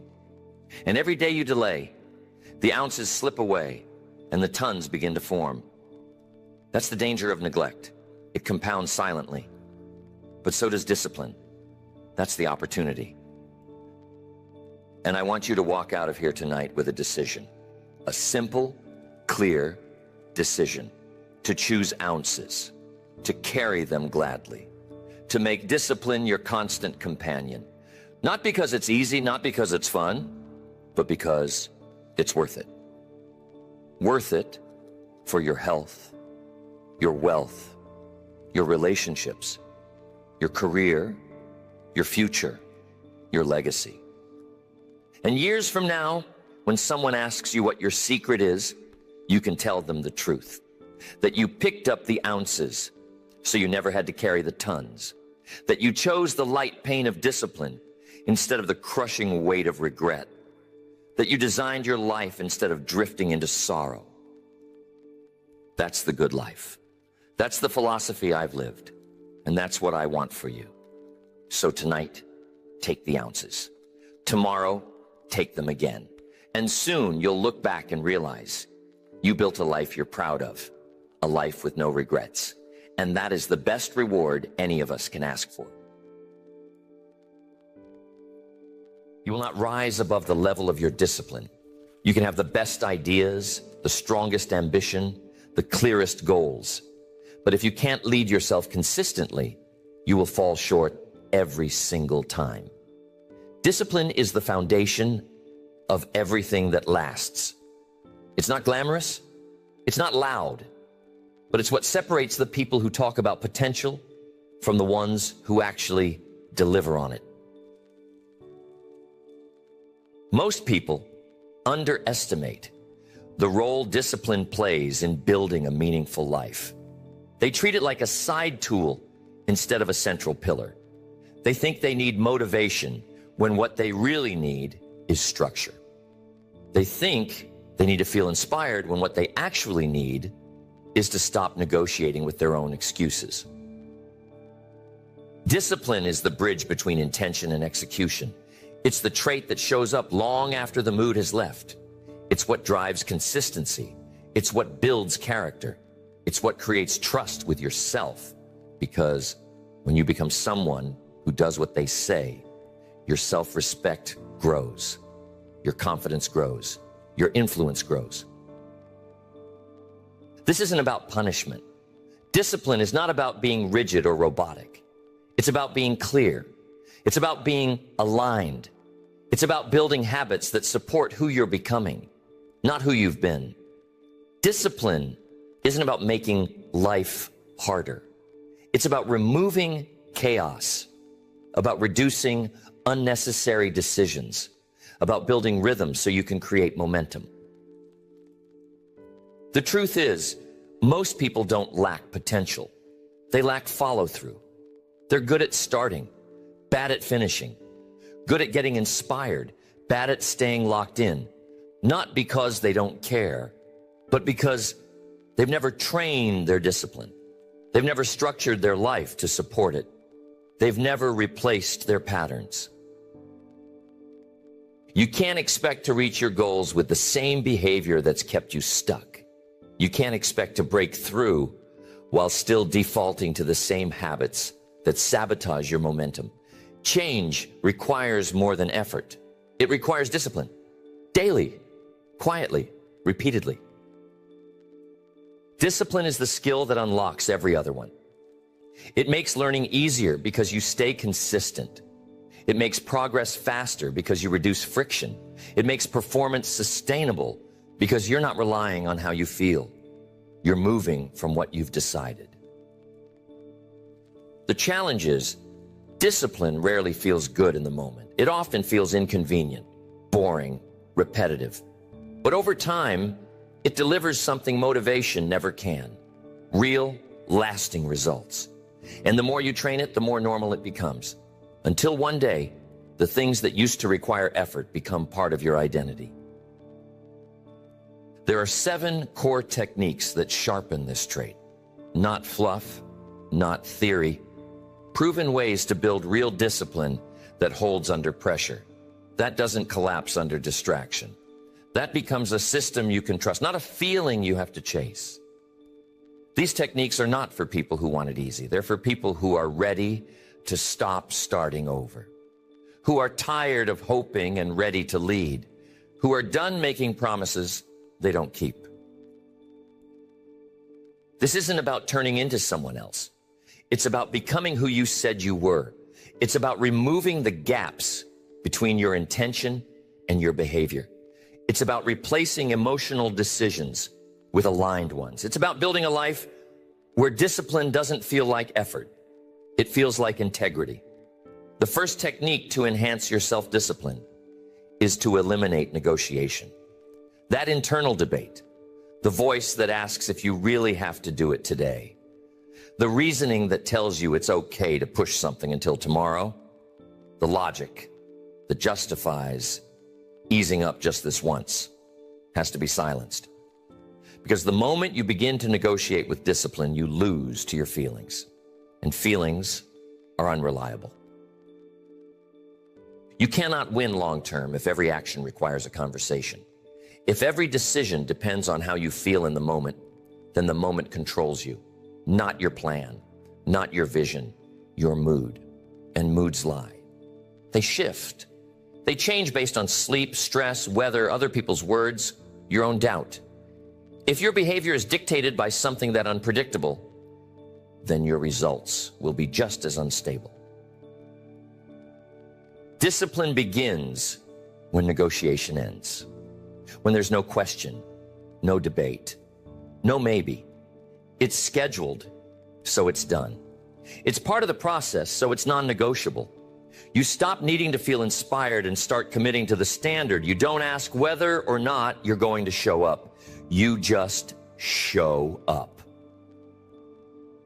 The key here is pre-decision.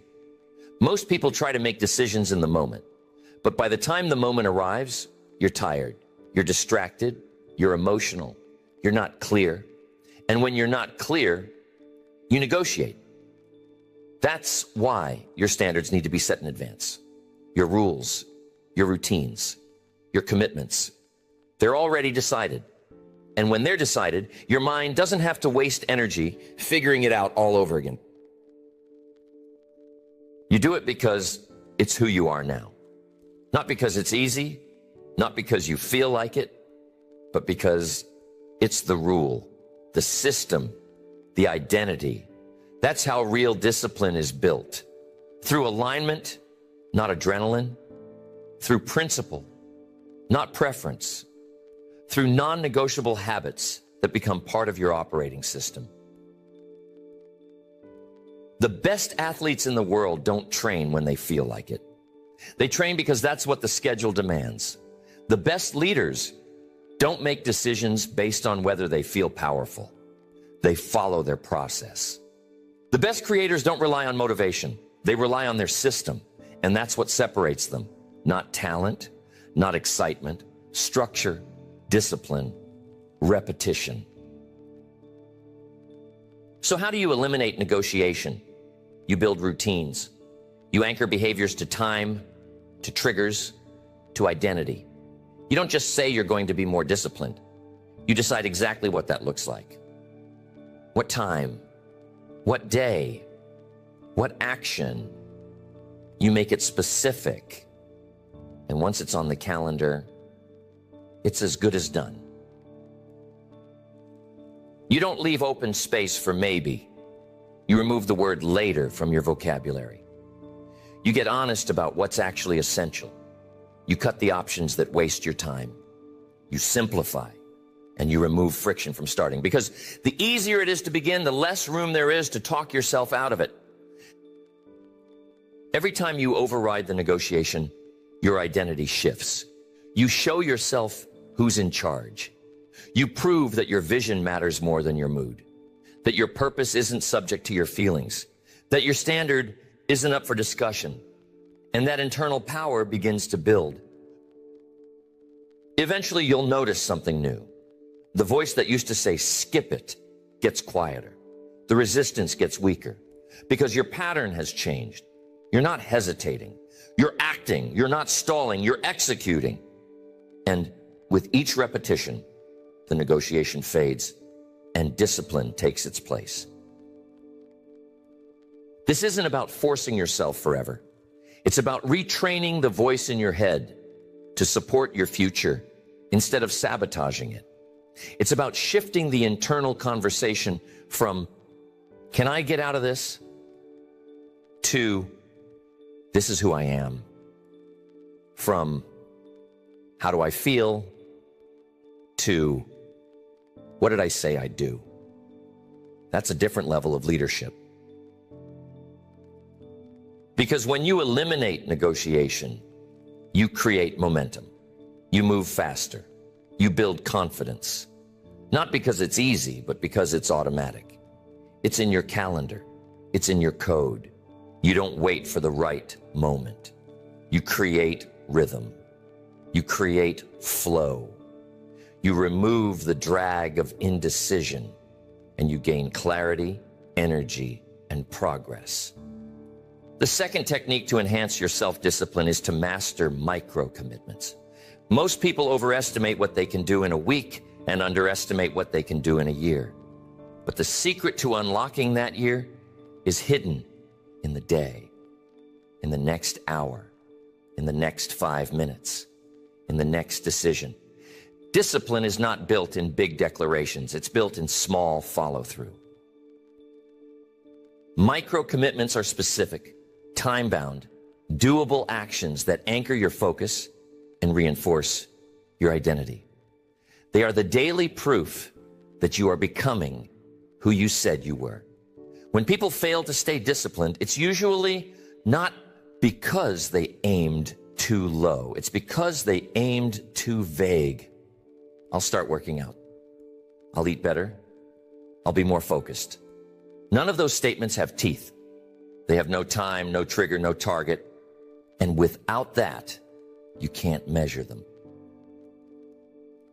But when you say, I'm going to write for 25 minutes after I finish my first cup of coffee, that's a micro commitment. I'm going to do 50 push-ups before I get in the shower. That's a micro commitment. It's not about willpower.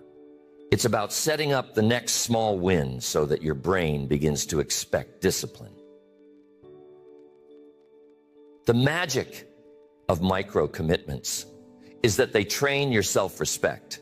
Every time you follow through, you're not just completing a task, you're casting a vote for the person you're becoming.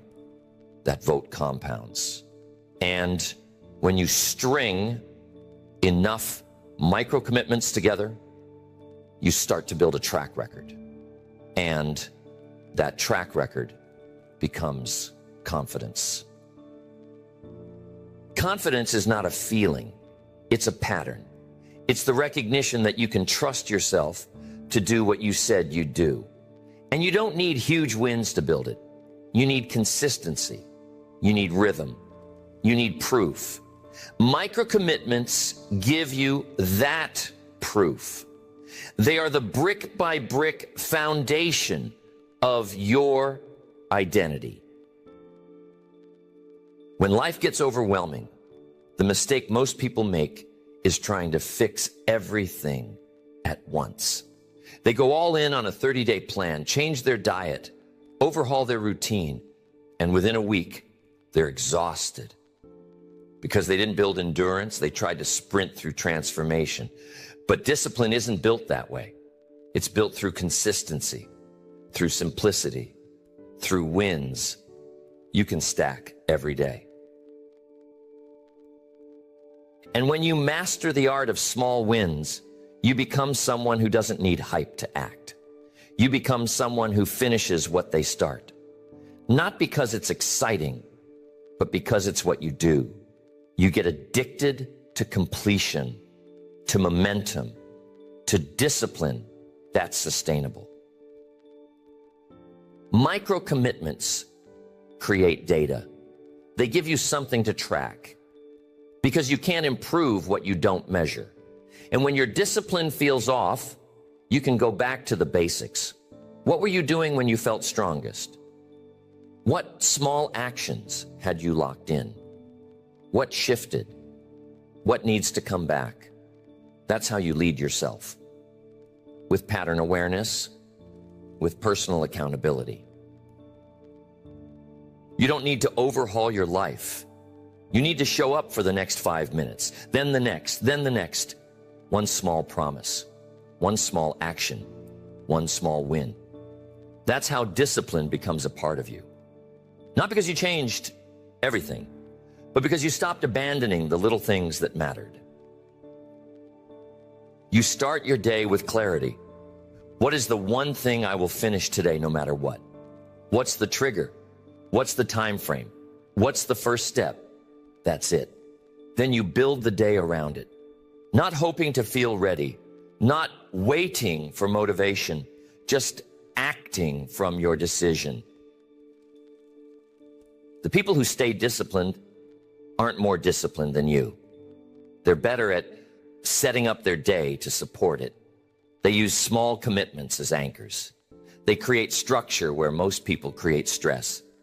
They start simple, build consistently, and never stop.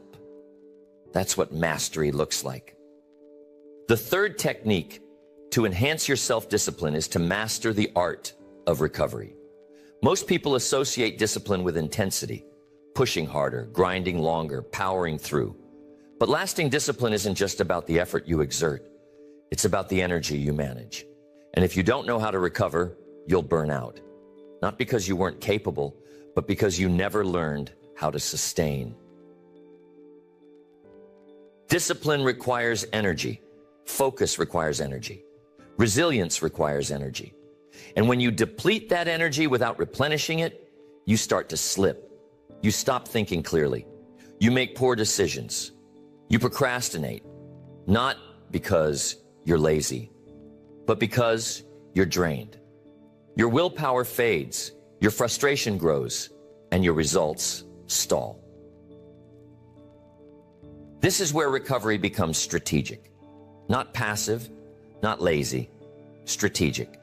Recovery is not what you do when you're too tired to keep going. Recovery is what you build into your life so you can keep going. It's proactive, it's planned, it's prioritized, and the people who win long-term don't wait to recover until they collapse. They recover so they don't collapse. Most people treat recovery as a reward, something you get after you've pushed too far. But the disciplined see it differently. They know that rest is not an escape from the mission. It's fuel for it. They understand that true recovery increases their output, sharpens their clarity, and allows them to lead from overflow instead of survival. So how do you apply this? First, you build rhythms, not just routines. Rhythms mean you understand the natural cycles of performance. You don't try to be on all the time. You push when it's time to push, and you unplug when it's time to rest. You create space for recovery, not as a reaction to burnout, but as a consistent part of your life. You set boundaries around your time, around your inputs, around your energy. You stop saying yes to everything just to be polite. You protect your morning. You protect your night. You protect the spaces in between where your mind needs silence. Because clarity doesn't come in chaos. It comes in stillness. You schedule recovery the same way you schedule effort. You don't leave it to chance. You build it in. Movement, rest, nutrition, stillness, reflection, boundaries, silence. You create habits that allow your nervous system to reset so that your actions are not just force, but precision. The more responsibility you carry, the more recovery you need. Not because you're weak, but because you're building something strong. Because the weight of leadership, of growth, of discipline, it compounds. And if you don't manage that weight, it starts managing you. Recovery means emotional recovery. It means creating space to process your thoughts, your fears, your pressure.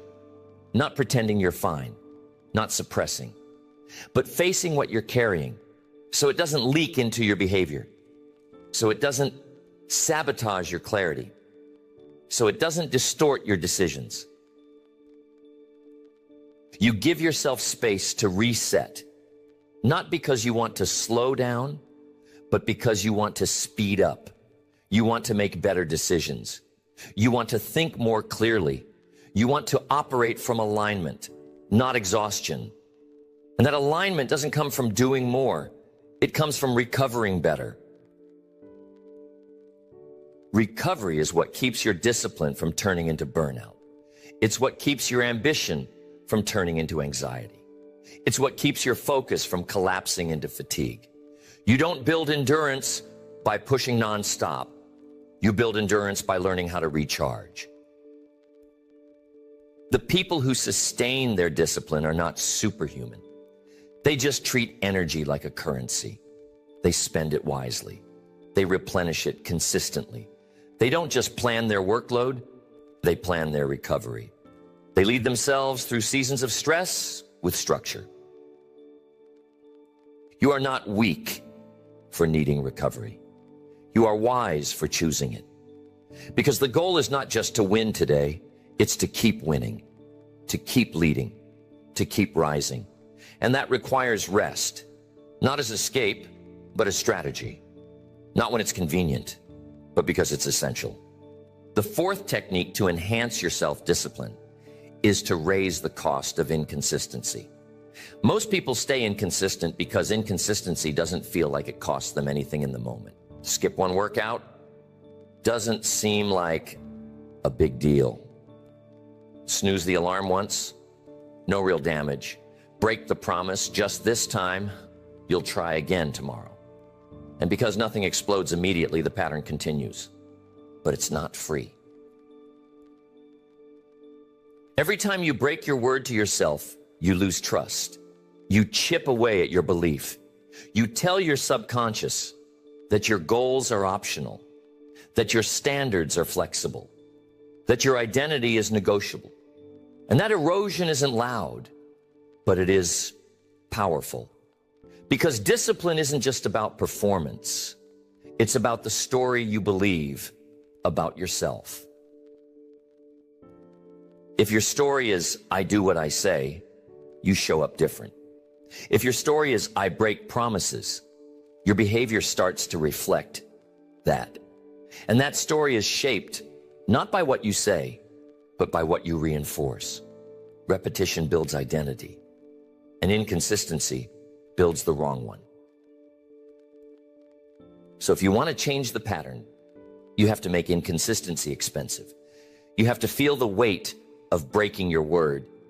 You have to create enough internal pressure that skipping the behavior hurts more than doing it. That sounds harsh, but it's effective because discipline is easier when the alternative feels unacceptable. You do this in two ways. First, through consequences. You set real, meaningful penalties for not following through. Not to punish yourself, but to condition your behavior. Miss your workout? Donate to a cause you strongly oppose. Don't finish your writing session? Call someone you respect and tell them. Skip your planning time? Hand over something uncomfortable. Money, privilege, comfort. The goal isn't shame, it's accountability. It's making inconsistency visible, tangible, felt. Because what gets measured gets managed. And if inconsistency is invisible, it will never be corrected. You have to feel it, see it, name it, then you correct it. Second, through reflection. If you miss a standard, you document it. You don't pretend it didn't happen. You write it down. You ask yourself, what was the trigger? What was the excuse? What decision led to it? You track your patterns so they stop owning you, because you can't fix what you don't face. This practice of making inconsistency visible rewires your brain. It shifts your relationship with discipline, because now your behavior is tied to identity, not just outcome. You stop saying, I'll try, and start saying, I don't miss. You stop making excuses and start making adjustments. This means you set minimums, because discipline isn't about doing it perfectly. It's about doing something every day, no matter what. You decide what the floor is. Even on your worst day, you hit that floor. That baseline, that minimum effort that keeps the muscle alive. That's how discipline becomes unbreakable. Your consistency doesn't have to look dramatic. It doesn't have to impress anyone. It just has to be reinforced. Repetition creates permanence, and permanence creates peace. Because now you don't waste energy trying to get back on track. You never left the track. Even when it was hard, even when you were tired, you showed up. That's what matters. When inconsistency is expensive, discipline becomes easier. Not because it's fun, but because the alternative feels heavier. You've trained your nervous system to reject drift, to feel out of place when your standard slips, to catch the slide before it becomes a spiral. That's power. That's awareness. That's leadership. The fifth technique to enhance your self-discipline is to anchor your habits to identity. Behavior driven by willpower fades. Behavior driven by identity lasts. Because when something becomes who you are, not just what you do, it gets reinforced by your decisions, your language, your environment, and your expectations. Discipline becomes sustainable when it's no longer about force, but alignment. Most people try to change their habits without changing how they see themselves. They say, I want to be consistent, but they still identify as someone who struggles to follow through. They say, I'm going to get in shape, but they still carry the mindset of someone who only trains when they're motivated. That's why change doesn't last, because their actions are outpacing their identity. You can push yourself with effort, but effort without alignment drains you. It turns discipline into a fight. But when you begin to shift how you see yourself, when you start saying, this is who I am now, the behavior that felt forced starts to feel natural. It becomes the default, not the exception. You do this by making your standards part of your identity language. You stop saying, I need to work out, and start saying, I'm someone who doesn't miss workouts. You stop saying, I'm trying to be focused, and start saying, I'm someone who protects their time. You shift the frame from what I hope to do to how I already live. This doesn't mean you lie to yourself. It means you practice becoming. You act from the future.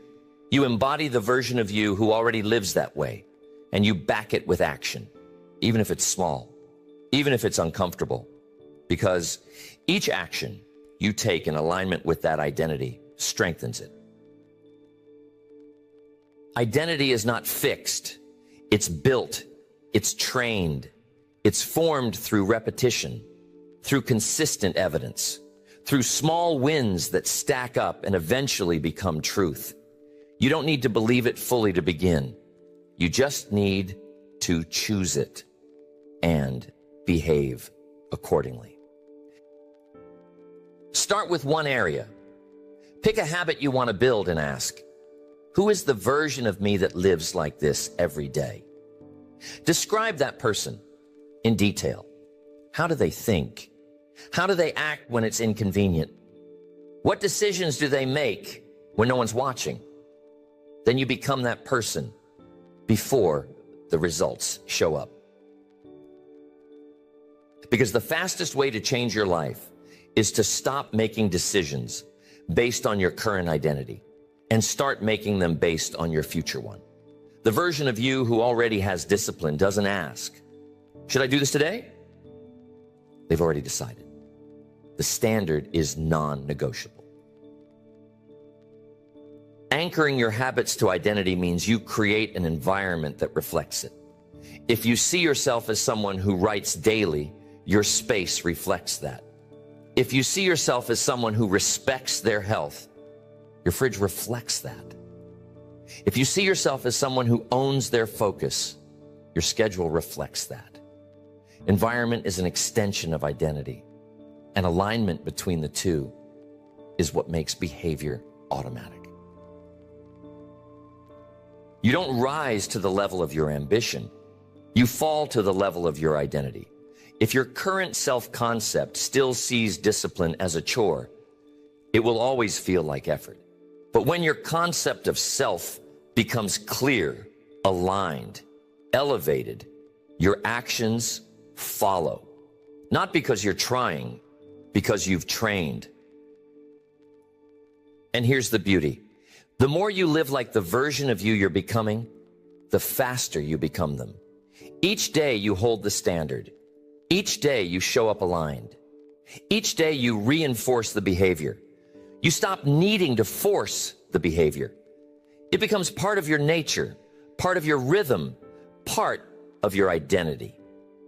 The sixth technique to enhance your self-discipline is to develop pattern recognition. You can't out-discipline a pattern you don't understand. If you don't know what breaks your focus, what drains your energy, what triggers your procrastination, then you'll keep trying to fix your life through willpower while repeating the same cycles over and over again. Discipline that lasts is never just about forcing behavior. It's about studying behavior. Every action you take is part of a pattern. Every excuse you make has a rhythm. Every time you say you'll start tomorrow, every time you convince yourself it's okay to skip just this once, every time you fall back into old habits. That didn't happen randomly. That happened because you were following a script, a pattern that you've likely repeated for years. Most people don't lack effort. They lack awareness. They try harder without noticing where their energy leaks. They set higher goals without understanding their own resistance. And then they get discouraged when they burn out or fall short. Not because they didn't care, but because they were trying to perform without diagnosing the problem. Pattern recognition changes that. It turns discipline into precision. You start asking better questions. When do I usually drift? What situations cause me to quit? What time of day does my energy collapse? What conversations drain me? What foods make me tired? What thoughts show up right before I break my word? Those answers aren't random. They're maps. And once you can map your pattern, you can disrupt it. You stop reacting and start responding. You stop walking blindly into self-sabotage and start setting traps for your own excuses. You build in safeguards. You redesign the pattern before it repeats. That's not discipline through intensity. It's discipline through awareness. This is why journaling, reflection, and tracking your behavior matter. Not because it's trendy, but because you can't improve what you don't observe. If you're not noticing your tendencies, you're a slave to them. But when you become the kind of person who pays attention, you gain leverage. And leverage is what creates lasting change. You learn to recognize the early signs of drift. Drift doesn't start when you miss the workout. It starts when you start bargaining with yourself the night before. It doesn't start when you break your diet. It starts when you stop planning your meals. It doesn't start when you cancel your commitments. It starts when you stop checking your calendar. Discipline isn't just about how you act. It's about how early you catch the slide, how quickly you notice your own resistance, how honestly you audit your choices. The people who stay locked in aren't stronger. They're just faster at recognizing when they're slipping. They course correct in minutes, not months. You can train this. You can build the habit of checking in. You stop waiting for a breakdown to pay attention. You set review points, end-of-day check-ins, weekly audits. You ask, what did I do well today? What needs refinement? Where did I drift? What triggered it? What was I avoiding? That reflection builds self-leadership. And when you repeat that process consistently, you start to anticipate your own sabotage before it starts. You recognize the loop. You see the resistance. And instead of waiting to fail, you adjust. You pre-decide how you'll respond. You make a plan for the next time that same pattern tries to pull you off track. This is how you stop repeating the same year 10 times and calling it growth. You stop operating on default and start leading your behavior. You stop fighting fires and start preventing them. That's real discipline. Not the kind you show off, the kind you live. The seventh technique to enhance your self-discipline is to shorten the gap between intention and action. The longer you wait to move, the louder resistance gets. The more you think about it, the more reasons your brain will give you to delay it. That hesitation becomes a habit. And over time, your life starts to reflect that gap, not your goals. Discipline is a response pattern, not just doing the hard thing, but doing it fast, doing it without ceremony, without fanfare, without needing the stars to align. Because every second you spend thinking about whether or not to act is another second you train yourself to hesitate. And hesitation becomes doubt. Doubt becomes avoidance. Avoidance becomes regret. The disciplined don't wait until they feel ready. They don't wait until they have clarity on every detail. They don't need to feel like it. They've trained themselves to move as soon as the intention appears. The alarm rings, they get up. The idea shows up, they write it down. The task appears, they start it. No delay, no drama, just execution. This kind of responsiveness can be trained. It's a muscle. You start by noticing your lag time. From decision to action. How long do you wait? What excuse do you make? What friction shows up? Then you start reducing it. First by minutes, then seconds. Then it becomes instinct. The thought appears, and you're already moving. You can call it a 5-second window, a 2-second rule. Doesn't matter what you name it. What matters is this. If you don't act on the decision immediately, your mind will start looking for the exit. You'll start thinking about how hard it is, how tired you are, how it could wait. And by the time you finish that conversation, you've already lost. The people who win are not the ones who think the most. They're the ones who decide and move. They keep the gap between idea and action so small that doubt has no time to plant its roots. That's not recklessness. That's rhythm. It's pace. It's trusting your instinct, trusting your preparation, trusting your process. The moment you know what to do, start. Don't stall. Don't plan it to death. Don't stack it behind 10 other tasks that don't matter. Start, even if it's small, even if it's messy, even if you don't feel ready. Start. That shift in tempo will change your life. When you live this way, you build integrity with yourself. You train your brain to expect follow-through. You stop giving energy to hesitation and start pouring energy into motion. And motion creates momentum. Momentum creates belief, and belief reinforces behavior. You become someone who trusts themselves to act. And when you trust yourself to act, discipline becomes simple. Not always easy, but clear. You're not spending half your day in your head. You're not wrestling with procrastination. You're not constantly trying to generate courage. You've decided, and you're moving. This is why so many people feel stuck, not because they're incapable, but because they've built a habit of overthinking. They've made a routine out of resistance, and they think the solution is more planning, more research, more motivation. But the real solution is more movement. When the time comes to act, don't wait, don't drift, don't distract yourself. Start. Build that responsiveness like a reflex, like a discipline.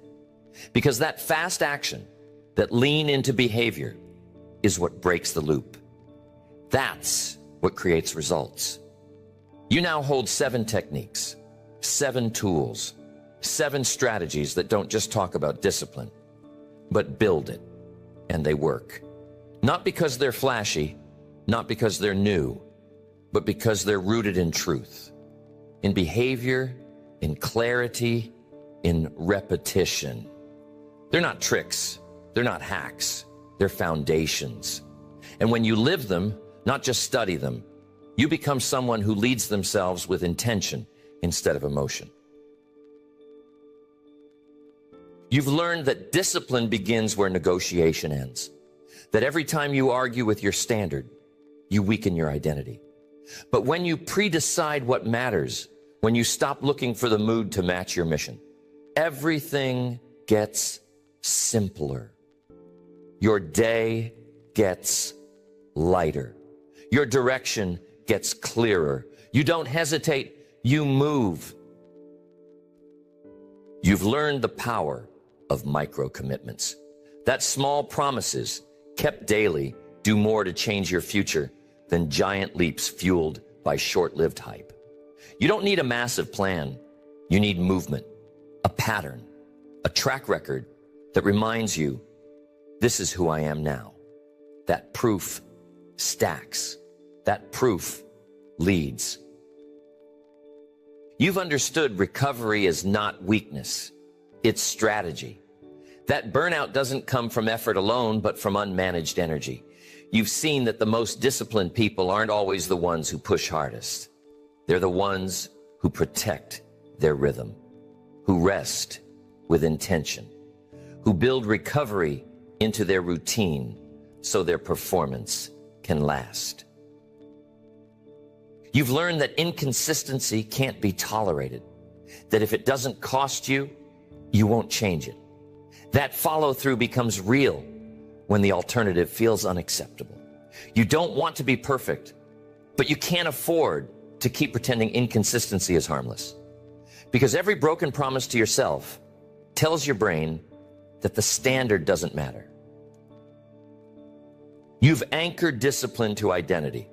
You've stopped trying to act like a disciplined person and started becoming one. Every action has become a vote. Every repetition has become evidence. And when your identity and your behavior align, discipline becomes your nature. You stop needing to push. You start moving in rhythm. You've studied your patterns. You've stopped blaming your circumstances. You've started owning your reactions. You've paid attention to what breaks your focus, what triggers your drift, what steals your time. And instead of reacting, you've built response. You've shortened the distance between who you want to be and how you show up. And you've closed the gap between intention and action. You've stopped waiting to feel ready. You've stopped treating hesitation like a habit. You've stopped giving your momentum away to doubt. You move now. You act now. You build now. You lead now. And that fast action is what creates compound change. Discipline isn't something you find. It's something you build, and you've been building it, brick by brick, decision by decision, day by day. You've stopped chasing the ideal version of yourself and started living as them. Not perfectly, but consistently. And that consistency, that's where the shift happens. This isn't the end of the work. This is the structure you return to, the mirror you check when you drift, the map you follow when the pressure hits. You're not going to get it right every time. But now, you have the tools. You know what to do when the resistance shows up. You know how to move through it. So lead yourself. Live the standard. Keep the promise. And every day that you do, discipline gets easier. Not because it's less demanding, but because you've stopped making it optional. Self-discipline is the cornerstone of success. It's the bridge between intention and action, between desire and accomplishment. No matter how talented or ambitious you are, without self-discipline, your potential remains untapped. Discipline is what transforms fleeting motivation into lasting habits and ensures that you keep moving forward, even on the days when the excitement fades or the road gets tough. It's not just about controlling your impulses or denying yourself pleasure. It's about making choices that align with your values and long-term goals. Self-discipline doesn't mean being perfect. It means being consistent. It means showing up making progress, and staying committed to what truly matters. When you master self-discipline, you gain control over your life. You stop being reactive and start being intentional. You stop making excuses and start taking ownership. This mastery doesn't happen overnight, but with the right techniques, you can build the kind of discipline that will serve you for a lifetime. The first technique to master self-discipline is understanding the power of small commitments. Too often people think self-discipline is about making grand sacrifices or pushing themselves to extremes. They imagine it as something dramatic and overwhelming. But the truth is, discipline begins with small, manageable steps. Success doesn't come from one monumental effort. It's the result of consistently doing the little things that add up over time. Small commitments are powerful because they're achievable. When you commit to something small, you set yourself up for success. You're not overwhelmed by the size of the task, and you're not paralyzed by the fear of failure. Instead, you build momentum. Each small commitment you keep strengthens your belief in yourself and your ability to follow through. It's like a muscle. The more you use it, the stronger it gets. Think about a habit you want to develop. Instead of trying to overhaul your entire routine overnight, start with a single, small commitment. Commit to 5 minutes of exercise, 1 page of reading, or swapping out one unhealthy snack. These small changes might not seem significant at first, but over time, they compound into meaningful progress. Consistency is the secret ingredient. When you keep your small commitments every day, you create a pattern of success. This pattern becomes a habit, and habits are the foundation of discipline. Once a habit is established, it requires less effort and willpower to maintain. What once felt difficult becomes automatic, freeing up your energy for bigger challenges. Another benefit of small commitments is that they help you build trust in yourself. Every time you keep a promise to yourself, no matter how small, you reinforce your confidence and self-worth. On the other hand, when you break a commitment, even a minor one, it chips away at your trust in your own abilities. This is why it's so important to set commitments that are realistic and achievable. You're better off starting small and building up than aiming too high and falling short.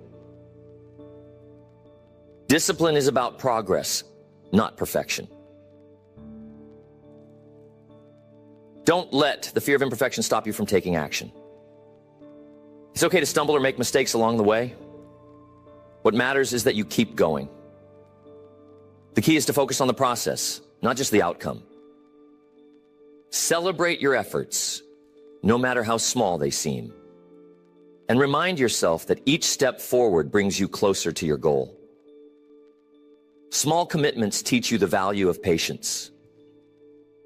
In a world that often glorifies instant results, discipline requires you to think long-term.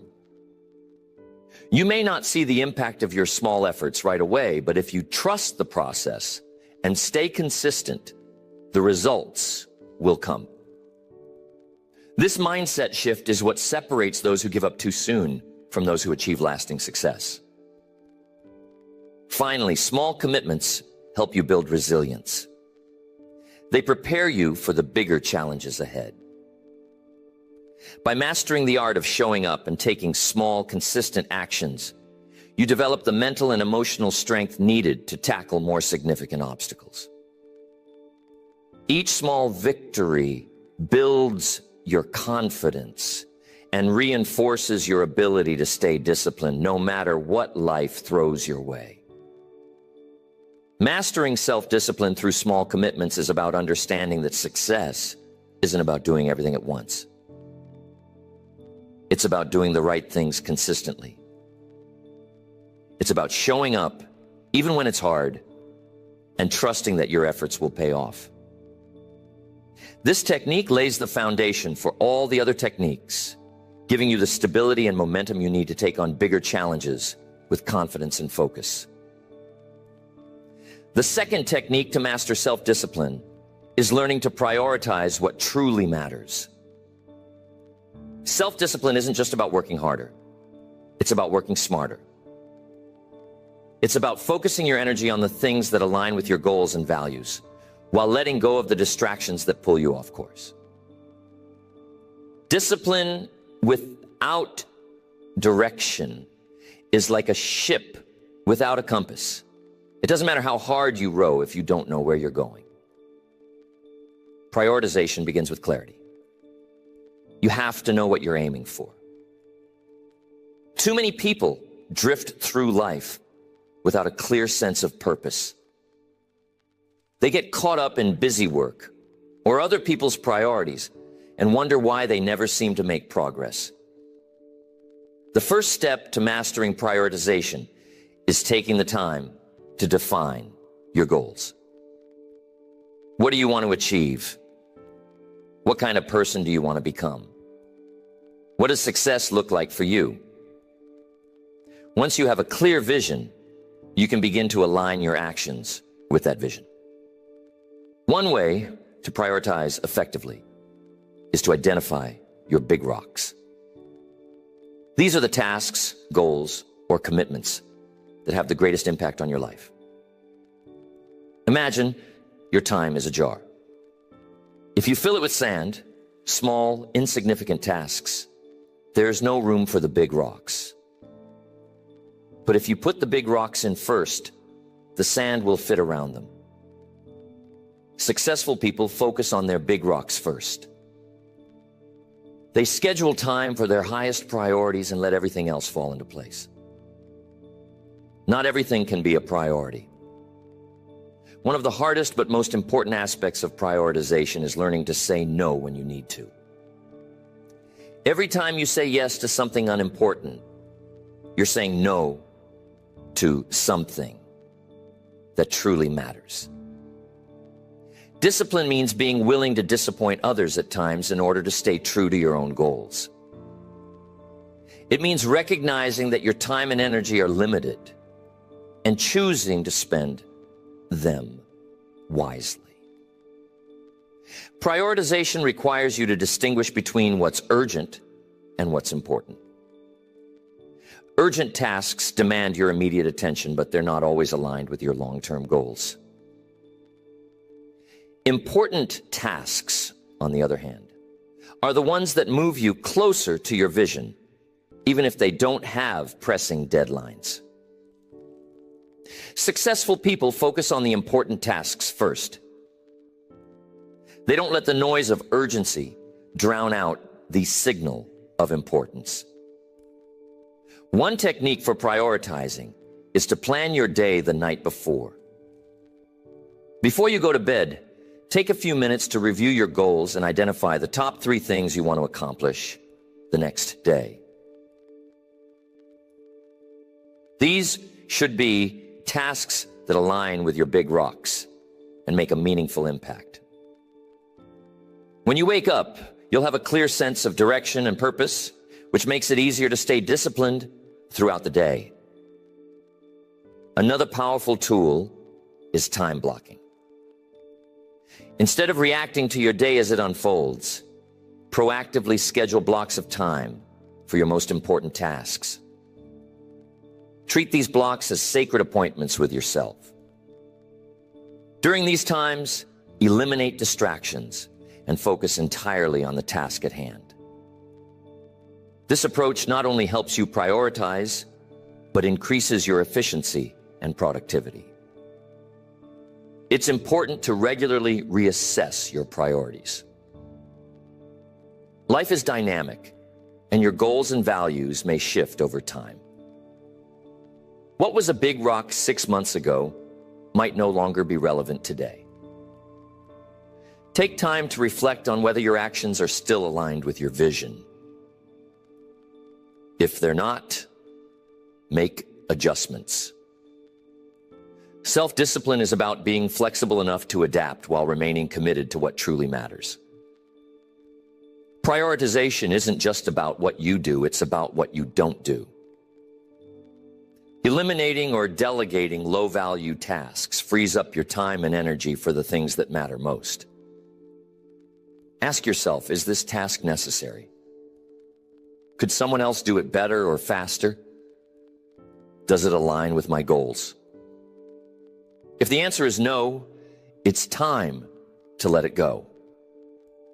A disciplined approach to prioritization involves managing your energy, not just your time. Certain tasks require more focus and creativity than others. Identify the times of day when you're at your peak and schedule your most demanding work during those hours. Reserve less demanding tasks for when your energy levels naturally dip. By aligning your priorities with your energy, you maximize your effectiveness. The true power of prioritization lies in its ability to create momentum. When you focus on your big rocks and tackle them consistently, you build a sense of accomplishment and progress. This momentum fuels your discipline, making it easier to stay committed to your goals. Conversely, when you spend your time on trivial tasks, you feel busy but unfulfilled, which can drain your motivation and lead to burnout. Finally, remember that prioritization is not about doing more. It's about doing what matters. It's about aligning your actions with your values and goals, so every effort you make brings you closer to the life you want to create. Discipline without prioritization is effort wasted. When you master this technique, you take control of your time and energy, ensuring that every step you take is a step in the right direction. Next, the third technique to master self-discipline is building habits that automate your success. Discipline often gets mistaken for sheer willpower, as if success comes from forcing yourself to make the right choices every single day. But here's the truth.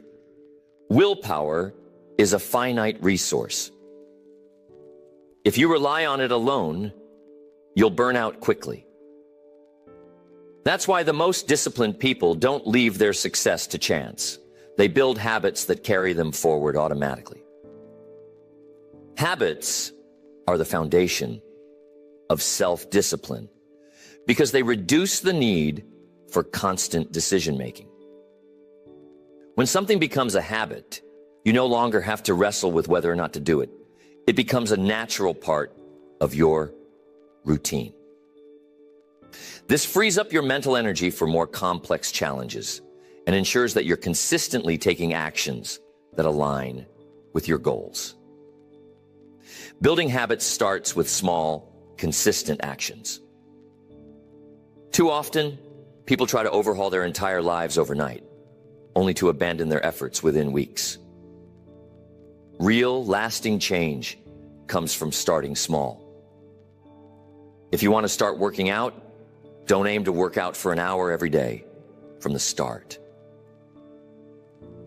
Commit to 5 minutes of movement. If you want to start reading more, commit to just 1 page a day. These small steps may seem insignificant, but they're the building blocks of greater transformation. The key to forming habits is consistency. It's not about perfection. It's about showing up every day, no matter how small the effort. Consistency creates momentum, and momentum makes it easier to keep going. Over time, your small actions compound into significant results. A single drop of water doesn't seem like much, but when those drops accumulate over time, they can carve through stone.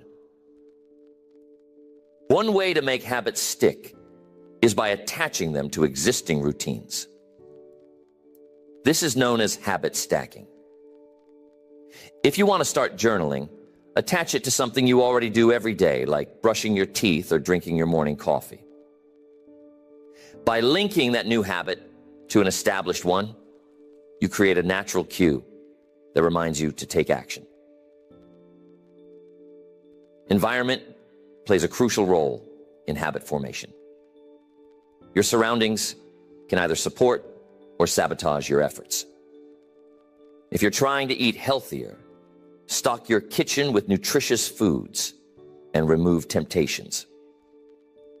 If you want to focus more on work, create a dedicated workspace free from distractions. Successful people design their environments to make good habits easy and bad habits difficult. Accountability is another powerful tool for building habits. When you share your goals with someone you trust, you create an additional layer of motivation to follow through. Knowing that someone else is invested in your progress can push you to stay consistent, even on days when you're tempted to skip. Tracking your habits is an effective way to reinforce them. Keep a simple chart or journal where you record your progress. Each time you complete a habit, mark it down. This creates a visual representation of your efforts and gives you a sense of accomplishment. It helps you identify patterns and areas for improvement. Building habits often requires replacing old, unproductive behaviors with new, constructive ones. This process begins with awareness. Take a close look at your current routines and identify the habits that are holding you back. Are you spending hours mindlessly watching the TV instead of working toward your goals? Are you hitting the snooze button instead of starting your day with purpose? Once you recognize these patterns, you can begin to replace them with habits that align with your vision. The timing of your habits matters too. Research shows that the earlier in the day you complete your key habits, the more likely you are to stick with them. This is because your willpower is strongest in the morning and tends to dwindle as the day goes on. By tackling your most important habits early, you set a positive tone for the rest of the day. Another crucial aspect of habit formation is celebrating your wins, no matter how small. Every time you follow through on a habit, take a moment to acknowledge your effort. These small celebrations reinforce the behavior and make it more likely to stick. Patience is essential when building habits. It's easy to get discouraged when you don't see immediate results, but remember that habits are about long-term transformation. Trust the process and focus on the act of showing up, day after day. Over time, the results will come. The beauty of habits is that they create a ripple effect. When you build one good habit, it often leads to others. You know, when you're working out, you usually eat better. You usually sleep better. You're usually more disciplined all around. Success breeds success, and habits are the catalyst. Ultimately, mastering self-discipline isn't about constantly battling your impulses. It's about setting up systems and routines that make success inevitable. When you build habits that align with your goals, you create a life where discipline feels less like an uphill battle and more like a natural rhythm. This is the power of habits. They free you from the constant struggle and allow you to channel your energy into growth, progress, and achievement. Next, the fourth technique to master self-discipline is developing the ability to delay gratification. This is one of the most defining characteristics of disciplined and successful people. It's the ability to resist the lure of short-term pleasure in favor of long-term rewards. This principle, though simple in concept, is a profound game changer in practice. Delaying gratification begins with a clear understanding of your goals and values. If you don't have a compelling vision of what you're working toward, it's easy to be swayed by distractions or momentary indulgences. But when your goals are vivid and deeply meaningful, they serve as a powerful anchor. They remind you that every small sacrifice today is a step closer to a brighter future. This technique hinges on the understanding that discipline is not about deprivation. It's about choice. It's about choosing what matters most over what matters now. The key is to frame your decisions not as sacrifices, but as investments. Every time you delay gratification, you're not giving something up. You're gaining something far more valuable, a better version of yourself, a stronger foundation for success, or a dream realized. One way to strengthen your ability to delay gratification is by training your mind to focus on the long-term benefits rather than the short-term costs. Imagine you're tempted to skip a workout. Instead of fixating on the immediate discomfort, picture how good you'll feel after the session, how it contributes to your health, and how it aligns with your goals. This mental shift makes it easier to stay committed. Visualization is a powerful tool in this process. Spend time regularly imagining the outcomes you're working toward. See yourself achieving your goals and experiencing the rewards of your discipline. The clearer and more vivid this vision becomes, the stronger your motivation to delay gratification will be. When the pull of short-term pleasure arises, this vision serves as a reminder of what truly matters. Another technique is to break your goals into smaller milestones. Long-term rewards can feel distant and abstract, making it harder to stay motivated. By creating smaller, tangible milestones along the way, you give yourself more frequent opportunities to celebrate progress. Each milestone reached reinforces your belief in your ability to succeed and strengthens your commitment to the bigger picture. Temptation is inevitable, so part of mastering this technique is learning to manage it effectively. Successful people don't rely solely on willpower to resist temptation. They create environments that support their discipline. If you're trying to eat healthier, don't keep junk food in the house. If you're trying to stay focused on work, take all of those distractions away. These small adjustments make it easier to stay on track. Another strategy is to implement delay tactics. When you feel the urge to indulge in a distraction or temptation, commit to waiting just 5 or 10 minutes before acting on it. Often, this short pause is enough to diminish the intensity of the urge and give you time to refocus on your goals. This technique trains your brain to tolerate discomfort and strengthens your ability to resist immediate gratification. Delaying gratification requires a shift in how you perceive discomfort. Most people view discomfort as something to be avoided at all costs. But successful people see it as a sign of growth.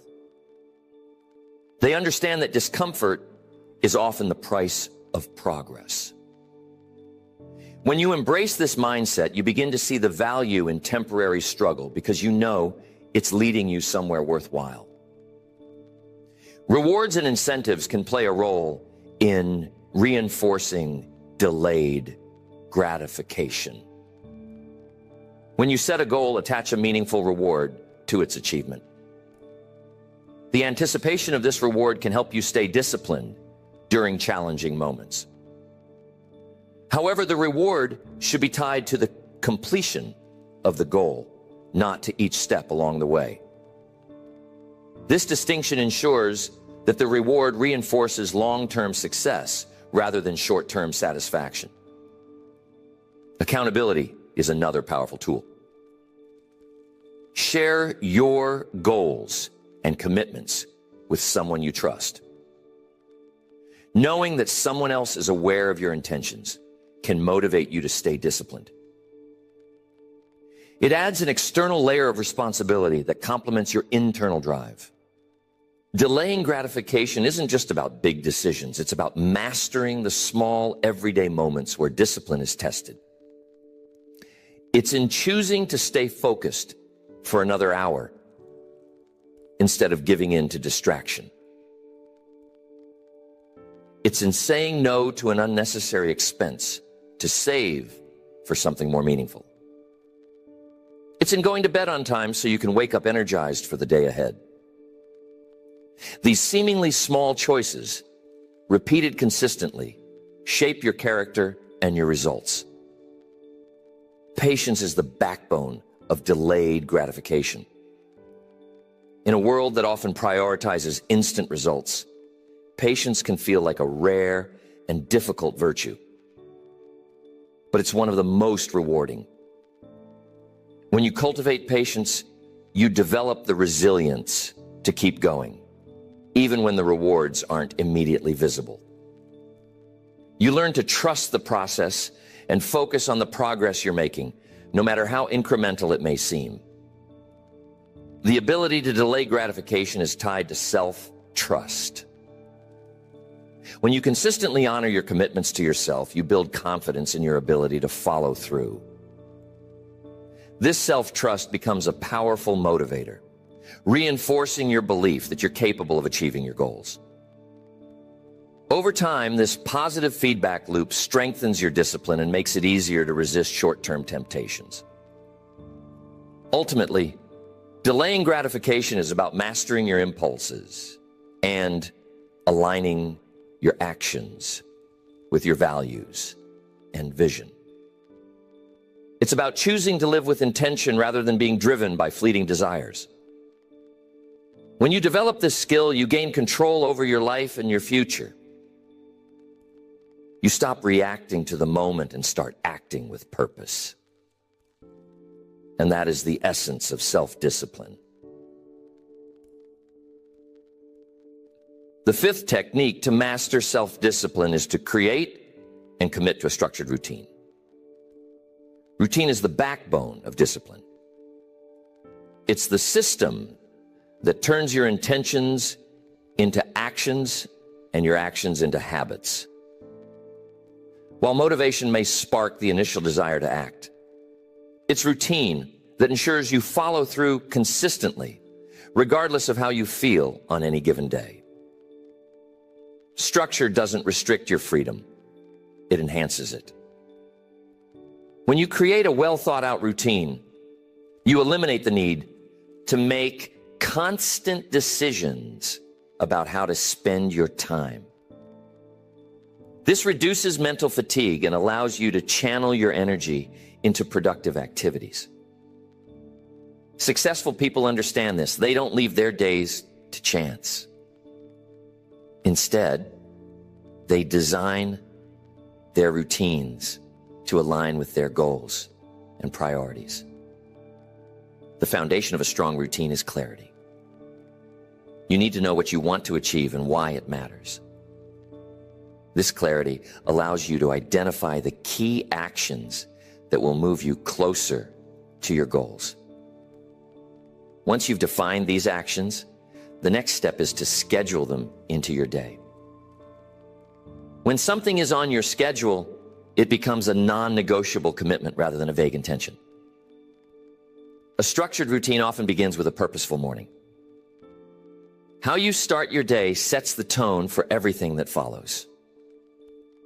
Many successful people incorporate activities like exercise, journaling, or reading into their mornings. These practices help them center themselves, focus their minds, and approach the day with intention. The key is not to mimic someone else's routine, but to create one that supports your unique goals and needs. Equally important is how you end your day. Evening routines provide an opportunity to reflect on what you've accomplished, plan for tomorrow, and wind down in a way that promotes restful sleep. This could include reviewing your goals, practicing gratitude, or engaging in a relaxing activity. When you end your day with intention, you set yourself up for success the next morning. Consistency is the secret to making a routine effective. A routine only becomes second nature when you stick to it, day in and day out. At first, this might require conscious effort and discipline. But over time, as the routine becomes ingrained, it requires less willpower to maintain. It shifts from being something you have to think about to something you simply do. One of the challenges of creating a routine is overcoming resistance to change. Humans are creatures of habit, and breaking old patterns can be uncomfortable. The key is to start small. Instead of overhauling your entire day, focus on introducing one new habit at a time. Once that habit becomes part of your routine, you can add another. This gradual approach makes change more manageable and sustainable. Flexibility is another important aspect of routine. Life is unpredictable, and rigid routines can become a source of frustration when unexpected events arise. Successful people design their routines with built-in flexibility, allowing them to adapt without losing sight of their priorities. If a meeting runs late or an emergency arises, they have contingency plans to stay on track. Boundaries play a critical role in maintaining a routine. To protect your time and focus, you need to set clear boundaries around when and how you'll work, rest, and engage with others. This could mean saying no to requests that don't align with your goals, or establishing specific times for personal and professional commitments. Accountability can help you stick to your routine. Share your schedule and goals with a trusted friend, mentor, or coach. Knowing that someone else is aware of your commitments can provide an extra layer of motivation to stay on track.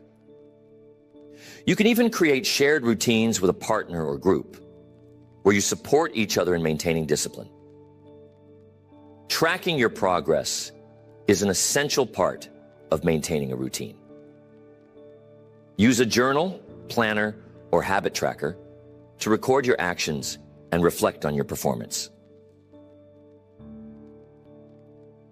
This not only reinforces the habit, but provides valuable insights into what's working and what needs adjustment. Over time, this reflection helps you refine your routine and make it even more effective. A common misconception is that routine stifles creativity or spontaneity. In reality, the opposite is true. A well-structured routine creates a foundation of stability, freeing your mind to think creatively and seize opportunities. When the essential parts of your day are organized, you have more bandwidth to explore new ideas and take advantage of unexpected moments of inspiration. Routine is not about perfection, it's about progress. There will be days when you deviate from your schedule or miss a commitment. The key is not to let one misstep derail your efforts. Successful people treat these moments as temporary setbacks, not reasons to abandon their routine altogether. They recalibrate, recommit, and move forward with renewed focus.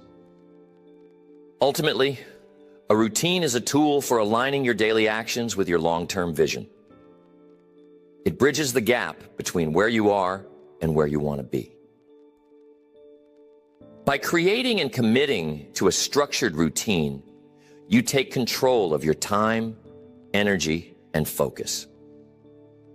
You eliminate unnecessary decision-making and distractions, allowing you to channel your resources into meaningful progress. This technique is not about creating a rigid schedule that leaves no room for flexibility or enjoyment. It's about designing a framework that supports your goals while giving you the freedom to live with purpose. When you master this practice, you don't just become more disciplined. You become more empowered to create the life you truly desire. Next, the sixth technique to master self-discipline is to embrace discomfort as a necessary ingredient for growth. Discipline doesn't flourish in a bubble of ease and comfort. It thrives when you willingly face challenges, push your limits, and lean into the uncomfortable moments that lead to progress. Truly successful people understand that the path to mastery is paved with discomfort, and they learn to see it not as an obstacle, but as a powerful catalyst for transformation. Discomfort often gets a bad reputation. It's natural to want to avoid it, to seek out the familiar, the easy, the pleasant. But here's the truth. Comfort zones are where dreams go to stagnate. When you stay within the confines of what's easy and safe, you rob yourself of the opportunity to grow, to improve, and to discover what you're truly capable of. Discomfort, when embraced, is the spark that ignites growth. Growth and discomfort go hand in hand because every step forward requires you to do something new, something unfamiliar, something that might feel difficult or even scary. Progress demands that you step into uncharted territory. The question isn't whether discomfort will appear. It will. The question is how you respond to it. To develop self-discipline, you must reframe your relationship with discomfort. Instead of viewing it as something to avoid, see it as evidence that you're on the right track. Discomfort is a sign that you're stretching yourself, that you're venturing beyond what's comfortable and ordinary. It's a signal that you're growing. One way to build your tolerance for discomfort is to start small. You don't need to dive headfirst into extreme challenges to strengthen your discipline. Begin by introducing manageable discomfort into your daily routine. These small acts of discipline build your resilience and teach you that discomfort is not something to fear. Successful people actively seek out situations that challenge them. They don't wait for life to force them out of their comfort zones. They do it willingly.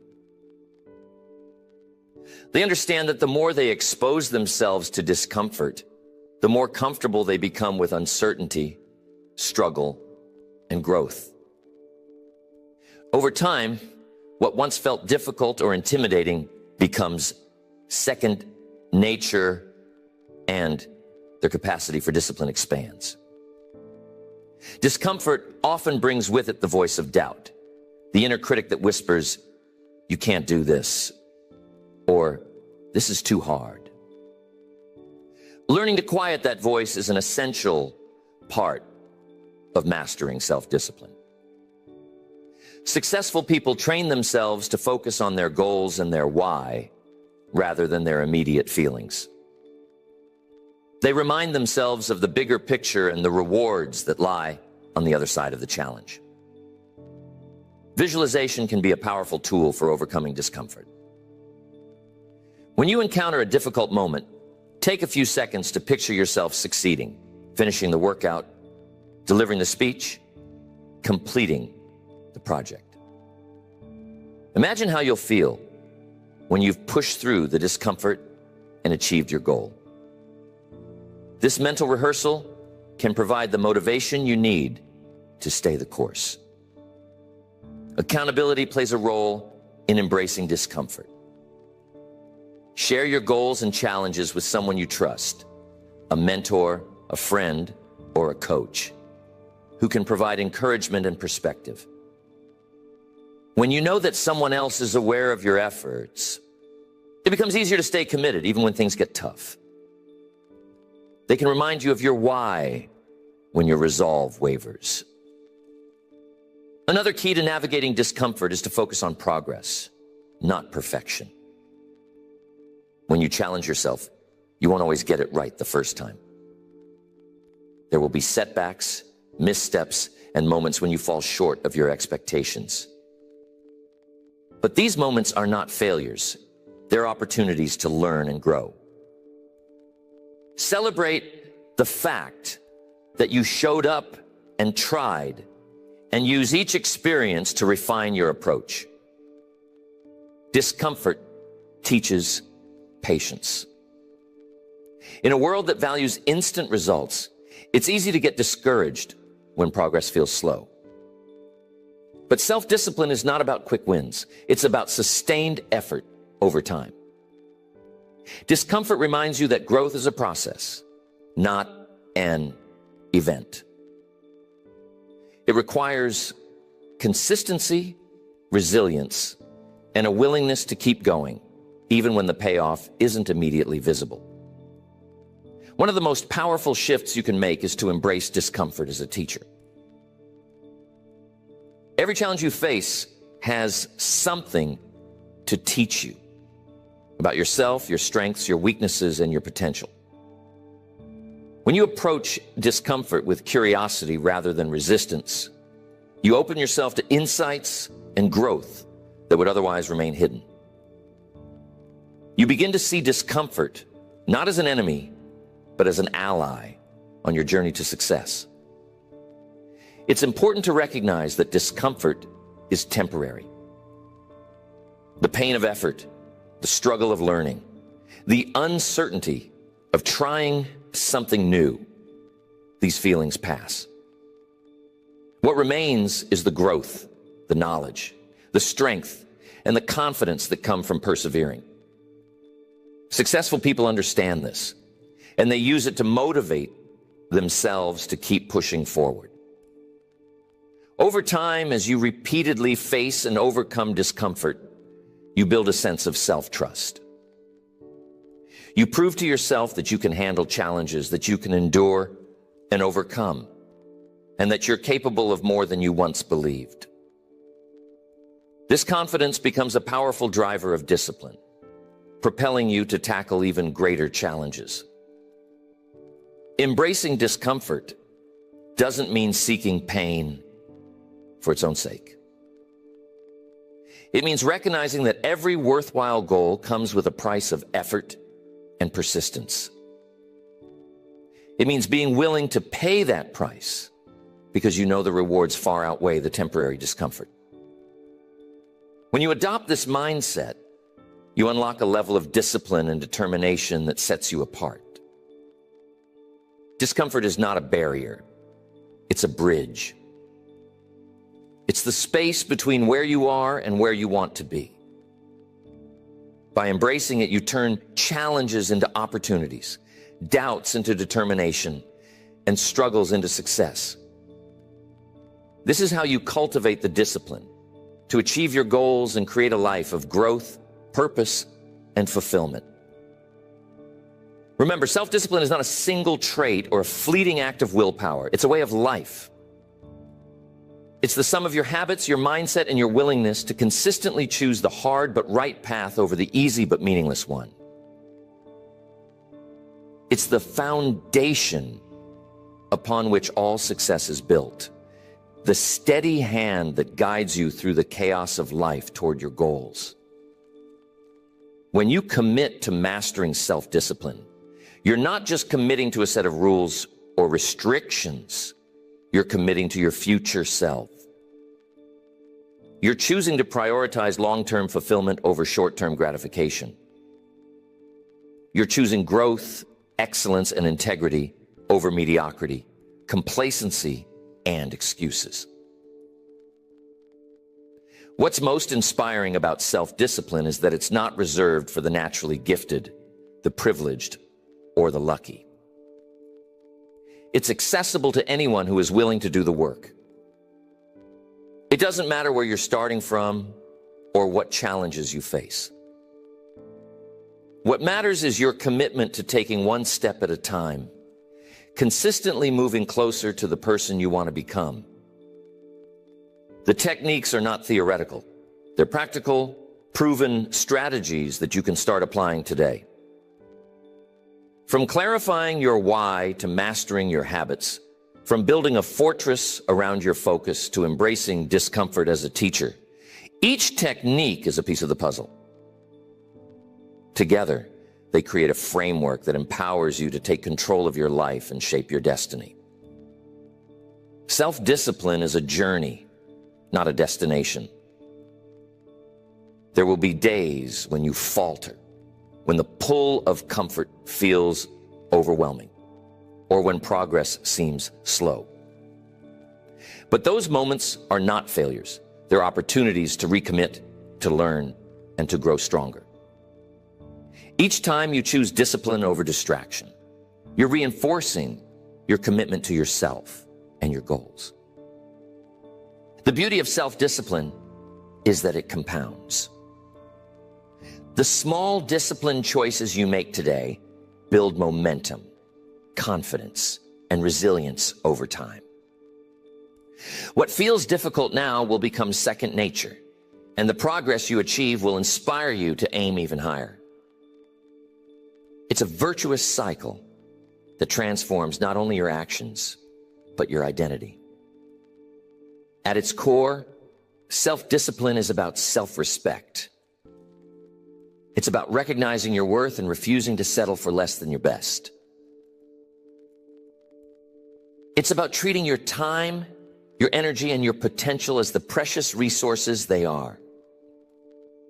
When you approach life with this mindset, you unlock a sense of purpose and empowerment that fuels every aspect of your journey. Success is not a matter of chance. It's a matter of discipline. It's the result of consistently doing the things that others avoid, of showing up day after day with focus, determination, and a commitment to excellence. And the best part? Every step you take toward mastering self-discipline is a step toward the life you've always envisioned. When you look back on your journey, it won't be the moments of ease or comfort that stand out.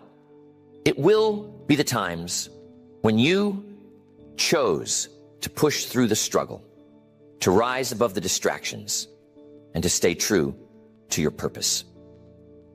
Those are the moments that define you, that shape your character, and that lead to lasting success. The question now is not whether you have the ability to master self-discipline. You do. The question is whether you're willing to take the first step. Whether you're willing to show up, commit, and keep going, even when it's hard. Because the rewards of self-discipline are worth every ounce of effort you put in. They're worth the struggle, the sacrifice, and the discomfort. They're worth it because they lead to a life of purpose, progress, and fulfillment. A life that you create through your own determination and discipline.